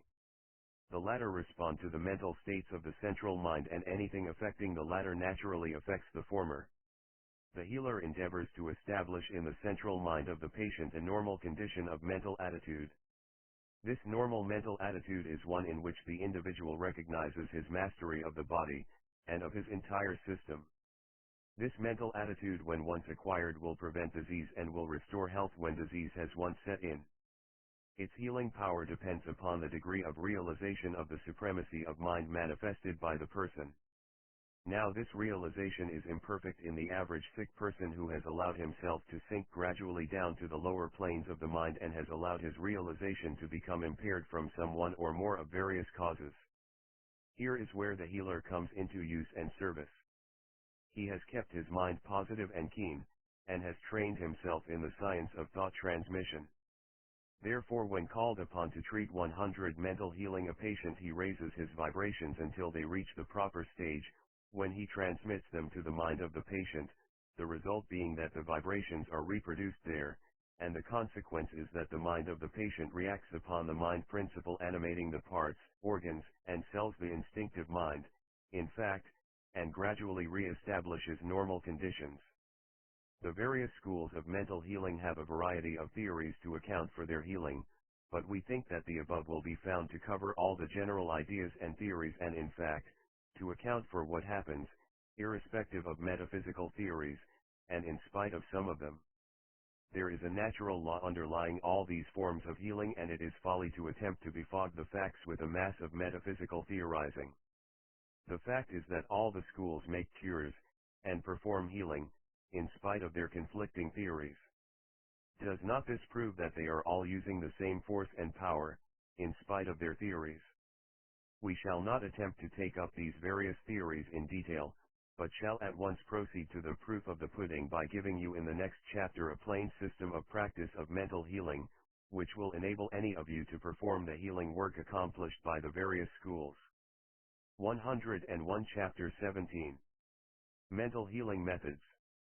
The student is advised to acquaint himself thoroughly with what we have written on the questions of thought force treatments, suggestive treatments, metaphysical treatments, etc., in order to get a full general idea of what is required to be held in the mind of the healer in giving treatments. He may take such parts of each as appeal to him, leaving the others for those to whom they appeal. Let the intuition decide this matter for each of you. It will act for your best interests and success in healing. In giving mental healing treatments, the mind of the healer must be able to picture the desired conditions in the patient, that is to mentally see the patient as healed, and the parts, organs, and cells functioning normally. In short, in the degree that the healer is able to mentally visualize the normal conditions, so will be the degree of success in mental healing. Dismiss all doubt from your mind, and train your mind to see the desired condition just as if it were actually before you, exposed to your physical gaze. Train yourself in this from day to day, and you will be surprised to see how rapidly you advance until you attain the sense of power and healing that will sweep over you like a wave. 103 The science of psychic healing. So far as transmitting the thought is concerned, that requires no strenuous effort on the part of the healer. The main difficulty lies in the ability to form the mental image, just described, that once formed the thought is easily transmitted by merely thinking of it as occurring. This last may seem strange to many of you who have understood, or have been taught, that great concentration and effort were needed in order to project a thought. This teaching is incorrect, the truth being that the concentration is needed only for the purpose of producing a clear-cut mental image, clear visualizing, and that once accomplished, the transmission or projection is accomplished by a mere act of desire or will, in other words, in thinking of it as occurring. Some healers and adepts in thought transmission have found it of advantage to them in their work to imagine that they could see the thought actually leave their brain, actually travel through space, and actually be received by the mind of the patient. This plan certainly will aid the mind in holding firm to the mental image until it takes effect. In treating a patient who is present, you should first tell him to quiet and calm himself. In short, you should endeavor to get him to go into the silence as much as possible. We do not mean by this that he should go to sleep, or slumber, but merely that he should calm his mind, and withdraw his thoughts from the things and scenes of the outer life, so far as is possible. In order to aid in bringing about this effect, you should endeavor to have the room made quiet and still, and should also avoid bright lights which are apt to distract the attention. The proper condition once established, you should sit quietly until you feel that your own mental state is right for the treatment, that your vibrations are raised to the proper degree. Your own feelings must decide this for you, then you may begin the treatment proper. From a mental image of the patient restored to health, form a mental ideal of the proper conditions, and then think of that condition transferred to the 104 mental healing methods mind of the patient, a transferal of the mental photograph as it were. You may use words informing the mental conditions you wish silently, of course. The main thing is to form the mental picture of the ideal condition that you wish to bring about. Remember this always. Try to mentally visualize your patient as restored to perfect health and endeavor to hold that picture constantly before the mind during the treatment. It may be well to supplement the treatment by words of advice and encouragement for the patient, and a little instruction in the power of his own mind in the direction of cooperation with your thought. In absent treatment, or distant healing, as it is called, The healer should proceed in exactly the same way as if the patient were present. He should imagine that the patient is right in the room before him, and then he should address the treatment just as if he were addressing it to the patient in person. The thoughts should be seen mentally to leave, travel and reach the patient. Many healers in giving absent treatment speak mentally to the patient, as if he were present, telling him the things that should be told him, just as if he were present in person to hear them. This distant talk may consist merely of suggestions of health, strength, and restored vitality, or, on the other hand, of statements of truth and being, such as are used by the metaphysical healers. It should be unnecessary to add that the healing thought of love is a most powerful aid to the restoration of health. Let your thought of love sweep through the mind of the patient, driving out all adverse and negative thoughts that have been lodging there. In giving absent treatments, it will be helpful if the patient will place himself in a quiet, receptive attitude during the time of treatment, this result being accomplished by yourself and the patient agreeing upon the hour or time of treatment. However, this is not imperative or absolutely essential, as many healers do not treat their patients at any particular time, but give the treatment when the conditions seem best to them. 105. The science of psychic healing. Now, any attempt to give fuller and more detailed instructions in the matter of giving this form of treatment would be useless, and mere repetition. We have given you in a few words the master key to the treatment, the very essence of the teachings. If you will impress these instructions upon your mind, in connection with what we have given you under the head of suggestive treatments, thought force treatments, and absent pranic treatments, you will be able to give most powerful and effective mental treatments. We might make a book out of this one phase of the subject alone, by merely padding out the subject and repeating what we have already told you in other parts of the book. But this is unnecessary and foreign to the purpose of this book, which aims to be a simple, plain, concise teacher of the methods of psychic healing in its various forms. The book must be read, studied and considered as a whole, for the instructions given in one method have a bearing upon those given under another head. To give full detailed instructions under each head would make 3 or 4 books instead of one. So kindly remember that you should acquaint yourselves with all of the methods given in order to obtain the full benefit of the instructions imparted. 106. Chapter 18. Metaphysical Healing. The term which is used as a title for this chapter is a much abused one, and is employed by different people to describe nearly all the forms of healing mentioned in this book. Of course, everyone using any form of psychic healing has a certain right to call his healing metaphysical, for the word metaphysical means beyond the physical, but the generally accepted sense of the term metaphysics means the science of being. And according to the strict interpretation of the term, metaphysical healing should be applied only to that form of healing arising only from the actual realization on the part of the patient of the reality behind appearances of real being, of the real self of the universe. To one who is able to unfold into an actual realization of Titwakas, there is at his disposal a wonderful healing power, both for himself and others, if he knows how to apply the same. But this knowledge is not always evidenced by those who unfold into the higher consciousness, and, in fact, there is a decided tendency on the part of some of these people to neglect the physical altogether as unworthy of thought, the attention being turned entirely upon the higher planes of being. This position is wrong, for the physical plays a 107 the science of psychic healing needed part in the unfoldment of the ego, and to neglect it is to run contrary to the law of life. The actual process of this form of metaphysical healing may be spoken of as a control of the lower by the power coming from the higher consciousness. The higher consciousness so manifests its power that it controls the lower. But, after all, it would appear that the real cause of the cure actually is found in the fact that the mind, being occupied in a contemplation of its higher planes of manifestation, ceases to concern itself with the workings of the lower planes, and consequently the latter operates according to the well-established laws of the universe without interference, and without the constant injection of negative thought which produces abnormal conditions in so many people. A realization of the higher nature and being of one, has a tendency to uplift one above the thoughts of fear and worry, which act as poisons and cause disease in so many people. And, the interference of fear thought being removed, nature, or what stands behind the word, operates freely and without hindrance. We shall describe higher phases of metaphysical healing in the next 2 chapters, under the term spiritual healing, which we consider more appropriate. In this chapter we refer principally to the forms of healing used by some of the metaphysical healers who confine their healing process to teaching the patient certain metaphysical systems, containing a greater or lesser degree of truth. But, even in these last mentioned forms of treatment, you will see that unconsciously the healer must be calling into effect the power of mental healing or suggestion, or both.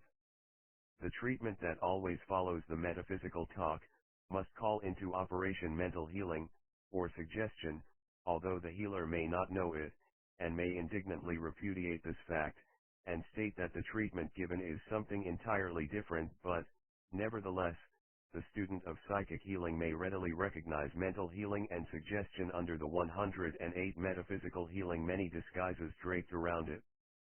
The best proof of the fact that there is a common principle operated, may be found in the fact that the different schools of metaphysical healing, so-called, work cures, in about the same proportion in spite of their various theories and creeds. Of course they all have a common ground of agreement in their belief in the one life and spirit, but they vehemently oppose each other's claims, and call each other victims of error, and other pleasant names, but still all go on making cures, and doing good healing work. Nevertheless, Christian Science, and anti-Christian Science schools and cults, seem to do equally good healing work. All this would seem to indicate that some one healing force is used by all, and that no sect has any monopoly of it. The power of the one life is always there, always ready and willing to be used by those who demand and use it, irrespective of the particular beliefs and theories or creeds of those using it. Like the sunshine and the rain, it falls upon all alike, who expose themselves to its power, or who attract it to them. It is all for all. The petty theories and differences of the cults are most amusing when one considers the infinite one. What children in spiritual knowledge, even the best of us, are each claiming that he has the only truth, and the whole truth, and that all the others are in error. The truth seems to be that all have the truth, or portions of it fitting into their understandings, and that none have all the truth. The love and power of the infinite is equally the right of the individual seeker after the truth, as of the cult or sect that claims to be the mouthpiece of the all. Creeds are born, rise, fall, and die. Cults and sects and schools pursue the same path. All is birth, growth, and death relatively. Of course all obey the law, which may be called evolution. Ages, people, races, lands, schools, cults, creeds, sects, leaders, may come and go, must come and go, but the law ever remains, unchangeable, unerring, unvarying, deathless, endless. Over all the law reigns, all do its bidding. None are its sole agents and mouthpieces. 109 The science of psychic healing, and yet all are its agents and mouthpieces. It uses all and yet is used by all. When this mystery is understood, then there is peace.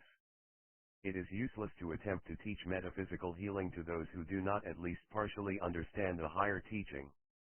To those who wish to know more regarding these teachings, we would recommend an advanced course in yogi philosophy, published by the same people who publish this little book. To those who understand and who wish to heal themselves and others by this method, we would say that the only rule is this: go into the silence and meditate upon the real self. When the realization comes, then give the healing treatment to yourself or others in some appropriate words, conveying the thought so far as may be. It is impossible to convey it fully in words. The following form will answer if you cannot frame one yourself. Treatment. O Spirit, the one, birthless, deathless, omniscient, omnipresent, omnipotent, in whose ocean of life I am a drop, let me feel thy presence and power. Let me realize even more fully what thou art, and what I am in thee. Let the consciousness of thy reality, and my reality in spirit, permeate my being, and descend upon all the planes of my mind. Let the power of spirit manifest through my mind, permeating the body of this other self that I am desirous of healing, or this body that I call mine own, bringing to it health, and strength, and life, that it may be rendered a more fitting temple of the Spirit, a more perfect instrument of expression for the one life that flows through it. Raise up this body from the gross vibrations of the lower planes, to the higher vibrations of the spiritual mind, through which we know thee. Give this body, through the mind that animates it, that peace, strength, and 110 metaphysical healing life, that is its by virtue of its being. Do thou, the all-life, flow in thy essence through this the part, revivifying and enlivening it? This do I claim, O All-Spirit, by virtue of my eternal birthright from thee. And by reason of thy promise and inner knowledge given to me, I now demand it of thee. In place of this, or in connection with this, you may use any of the many statements of being that the various science bodies use, for they are all good. But remember this always: there is no magic in mere words, and no cult has any proprietary right to any special words. The words are free to you, and to all, and the virtue thereof lies in the thought and realization back of the words. Words come, go, and change, but thought and realization which express them is eternal. Read the next 2 chapters in connection with this one. 111 Chapter 19. Spiritual Healing. This is the highest form of healing, and is much rarer and less common than is generally believed to be the case. Many healers doing very good work along the lines of mental healing, believe, and teach, that their work is done along spiritual lines. But in this they are mistaken. True spiritual healing is not done by anyone. In such cases the healer becomes an instrument or channel through which flows the spiritual healing force of the universe. That is, the healer is able to open up his spiritual mind as a channel for the inflow of the spiritual force of the universe, which passes through the healer into the spiritual mind of the patient, and there sets up vibrations of such intensity and strength that it invigorates the lower mental principles, and finally the organs and parts themselves, restoring them to normal condition. Spiritual cures are often practically instantaneous, although it does not necessarily follow that they must always be so. The spiritual healer allowing the spiritual healing force to flow through him to the patient, causes the latter to be literally bathed in a flow of spirit, as we have heard it expressed. In order to understand this form of treatment intelligently, the reader must acquaint himself with the Yogi Teachings 113, the science of psychic healing, regarding the several mental principles, which teaching he will find in the 14 Lessons in Yogi Philosophy, published by the same publishers as this book. We do not care to repeat here what we have said on this subject, although it may be well to say a few words regarding the spiritual mind, that this form of treatment may be better understood. The spiritual mind of man is that principle of mind that is above and higher than the 2 lower mental principles known as instinctive mind and intellect, respectively. Spiritual mind is above the plane of intellect, just as the instinctive mind is below the plane of intellect.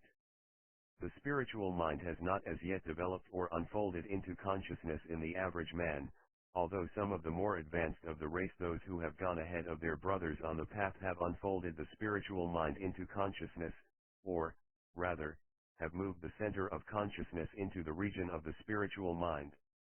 This higher mental principle is what we try to express when we say there's something within that seems to exert a protecting influence over us, and which sends us words of caution or advice in moments of need.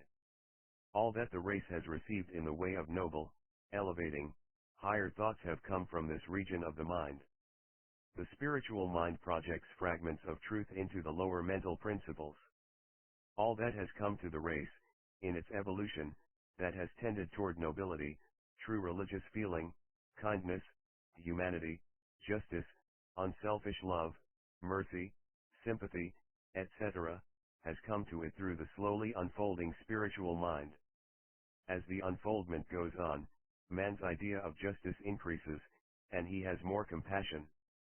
His feeling of human brotherhood increases, his idea of love grows, and he increases in all the qualities which men of all creeds pronounce good.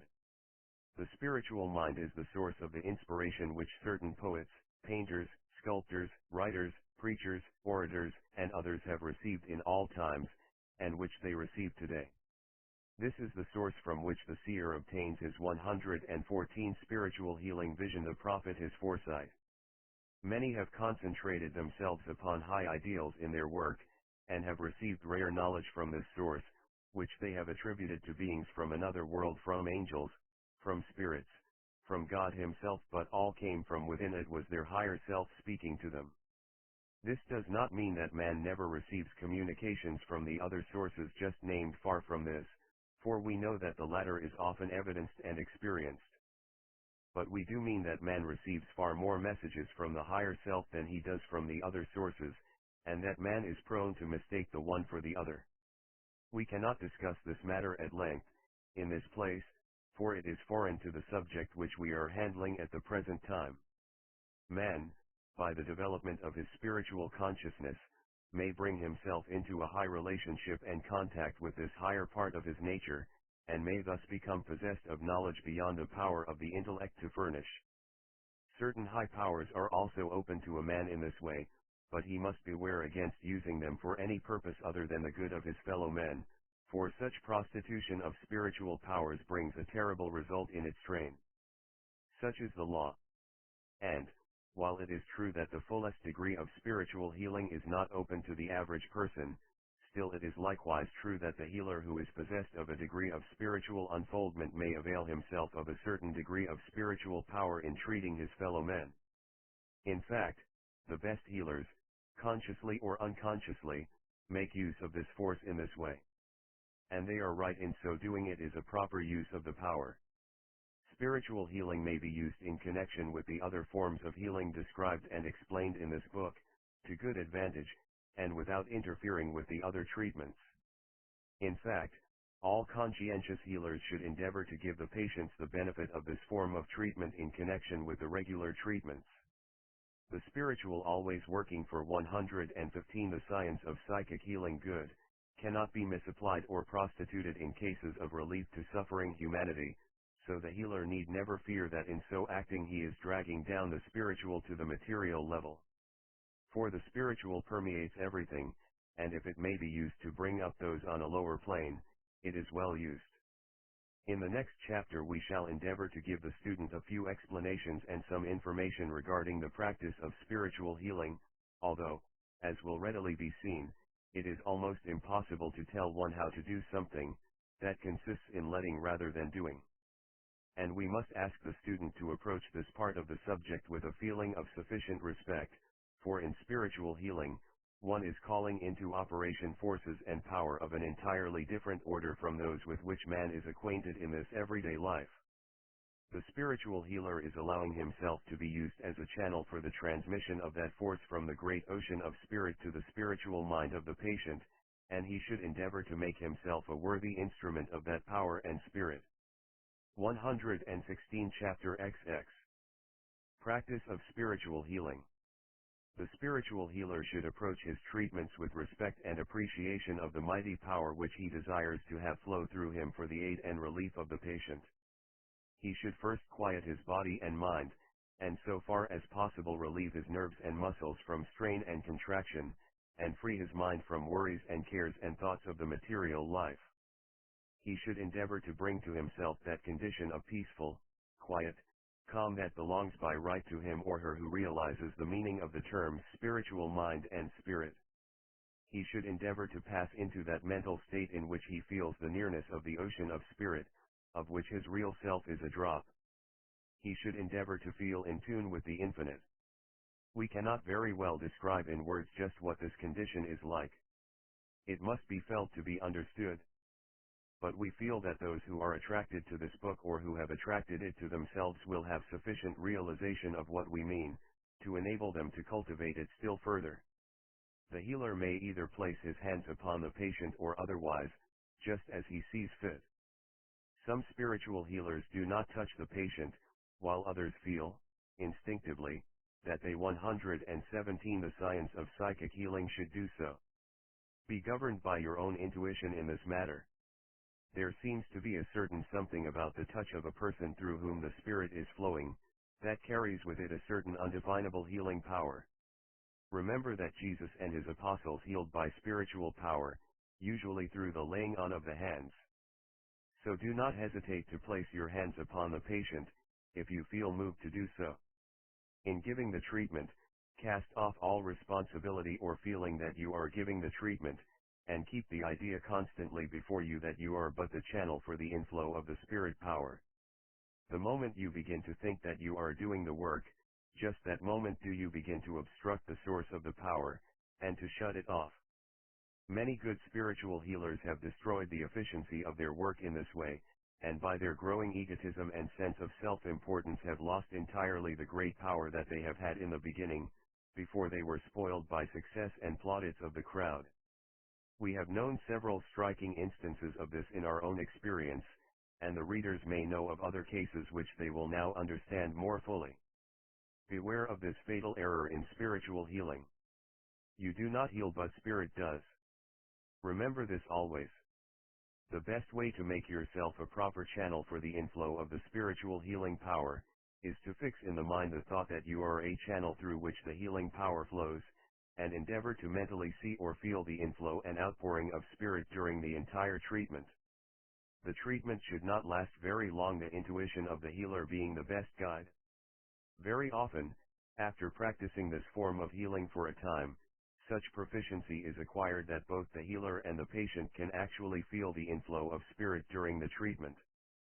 In such cases, rest assured that the best conditions have been acquired or found. Both the healer and the patient should be in the proper state of mind during spiritual treatment, for in this way the 118 practice of spiritual healing minds of both are rendered proper instruments or channels for the inflow of spirit.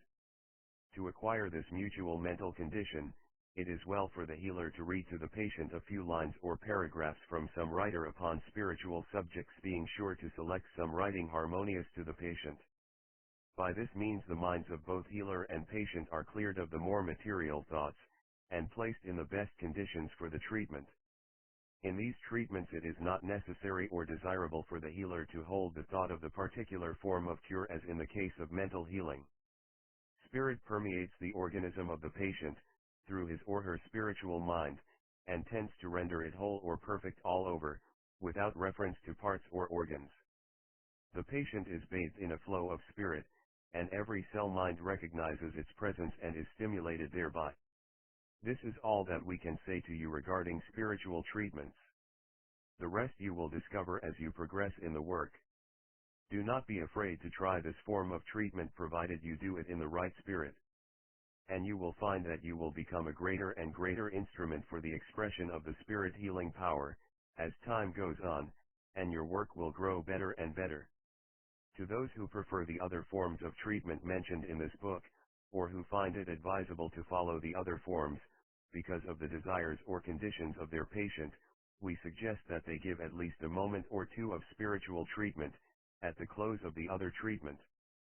The patient may, or may not, be told of this just as the healer thinks best. There is no trace of deception here, for spirit belongs to all and all is subservient to spirit, so that if the healer thinks it well to make use of its power, without telling the patient, he is justified in doing so. Some patients may be prejudiced against anything bearing the name spiritual, because they associate it with disembodied spirits, spiritualism, etc., etc. So it would be folly to use the word spiritual in talking to these persons. And 119 The science of psychic healing. Others may think that anything spiritual savors of religious things, and that therefore spiritual healing might be something contrary to their religious beliefs, etc. Of course, both of these ideas are based upon misapprehension, and it would be useless to attempt to explain the matter to such people.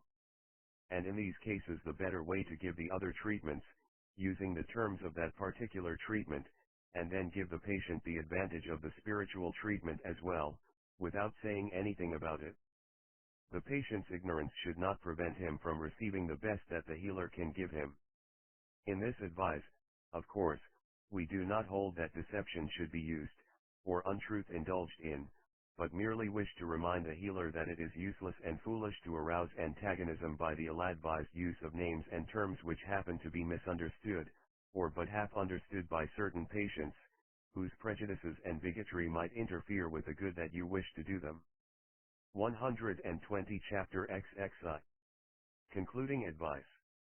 Now that we have acquainted the reader with the theory and practice of the various forms of psychic healing, we wish to say a few words to him regarding the practice of the healing power that has been described. In the first place, do not make the mistake of becoming bigoted and narrow in your views of healing. Do not follow the example of so many of the practitioners of drug healing, and revile and abuse those who may differ from you. Be broad, be generous, be liberal. Give each man the same liberty of opinion that you demand for yourself. Do not force your views upon others, but always be willing to answer a courteous and earnest inquiry for information. Do not start in to abuse the drug practitioners. This is not right from any point of view, and as a mere matter of policy is unwise. Make your own work so good that people will seek you on that account, and do not try to build up a practice upon the abuse of others.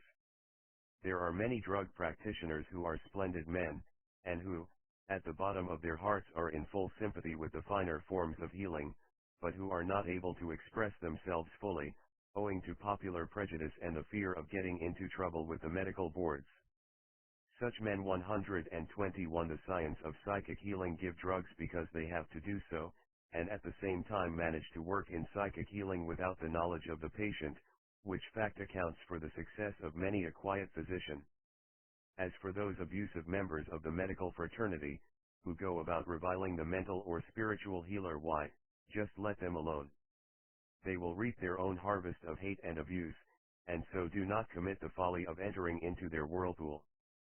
Practice passive resistance toward them, and you will find it far more efficacious than the active resistance of the world about you. This is a truth known to all students of occultism, and is one of the most practical bits of advice known to man. Do not neglect the attention to the natural laws of the body, as mentioned in an early chapter. See that the patient acts in accord with these natural laws of his being, and you will be thereby enabled to get much better results, in a much shorter time. Proper nutrition, and proper elimination must be had before any system of healing is effective. And no matter if the patient were cured instantaneously by the most powerful form of psychic healing, still, if he were to continue to neglect the primary physical laws of his being, he would sooner or later get back to his old diseased condition. This is a fact that many psychic healers ignore or refuse to accept, but rest assured that it is absolute truth, and that it will be found to be fully operative at all times, and in all cases. Common sense will show the correctness of this view of the matter. Don't be like an ostrich, and hide your head so that you will not see the truth regarding the physical laws. Do not let metaphysics make you refuse to recognize physics. This is as absurd a position as is that of the physician who refuses to see the great truths of metaphysics. Be full of the spirit of love and kindness for your patients, but do not allow a false sympathy to cause you to take on their conditions, or to let them drain your vitality from you. Refuse to allow this, and do not let yourself become passive to the patient, or to exhibit a negative condition to him. Keep 122 concluding advice positive and active in your relations to him, else you may discover the effects of the vampirism of some sick people, who like nothing better than to drain the vitality of the healer, that they may be benefited or strengthened. Give them the benefit of your knowledge and skill, but do not allow them to absorb your life and vitality, for that does not belong to them. So, therefore, do not let go of yourself in the direction of feeling their condition too strongly. Beware of a certain kind of sympathy, or rather, of something miscalled sympathy. The nearer you are in consciousness to the source of all power, the greater will be your healing power. Remember always that back of all the power of the universe is that infinite power, which is the source of all power and energy. Remember that you are as a particle of this one infinite life, and that all that is real about you is so because of your relationship with that infinite being. Try to realize this fully, and you will find that with the recognition will come a strength and power far surpassing anything that you have before known, or acquired by any other means. This is the source of all real power, and it is open to him or her who seeks it. The following affirmation or mantra may be found useful, if repeated before giving a treatment. Affirmation or mantra. Oh, thou great infinite power, thou great flame of life, of which I am but a spark, I open myself to thy healing power, that it may flow through me to strengthen, build up, and make whole, this brother, or sister, in life. Let thy power flow through me to the end that he, or she, may receive thy vivifying energy and strength and life, and be able to manifest the same as health, strength, and vigor. Make me a worthy channel for thy power, and use me for good. Peace be with thee, in thy healing work. 123 Bibliography Ramacharaka, Yogi Atkinson, William Walker. The Science of Psychic Healing. Chicago, I.L., The Yogi Publication Society, 1909. 125.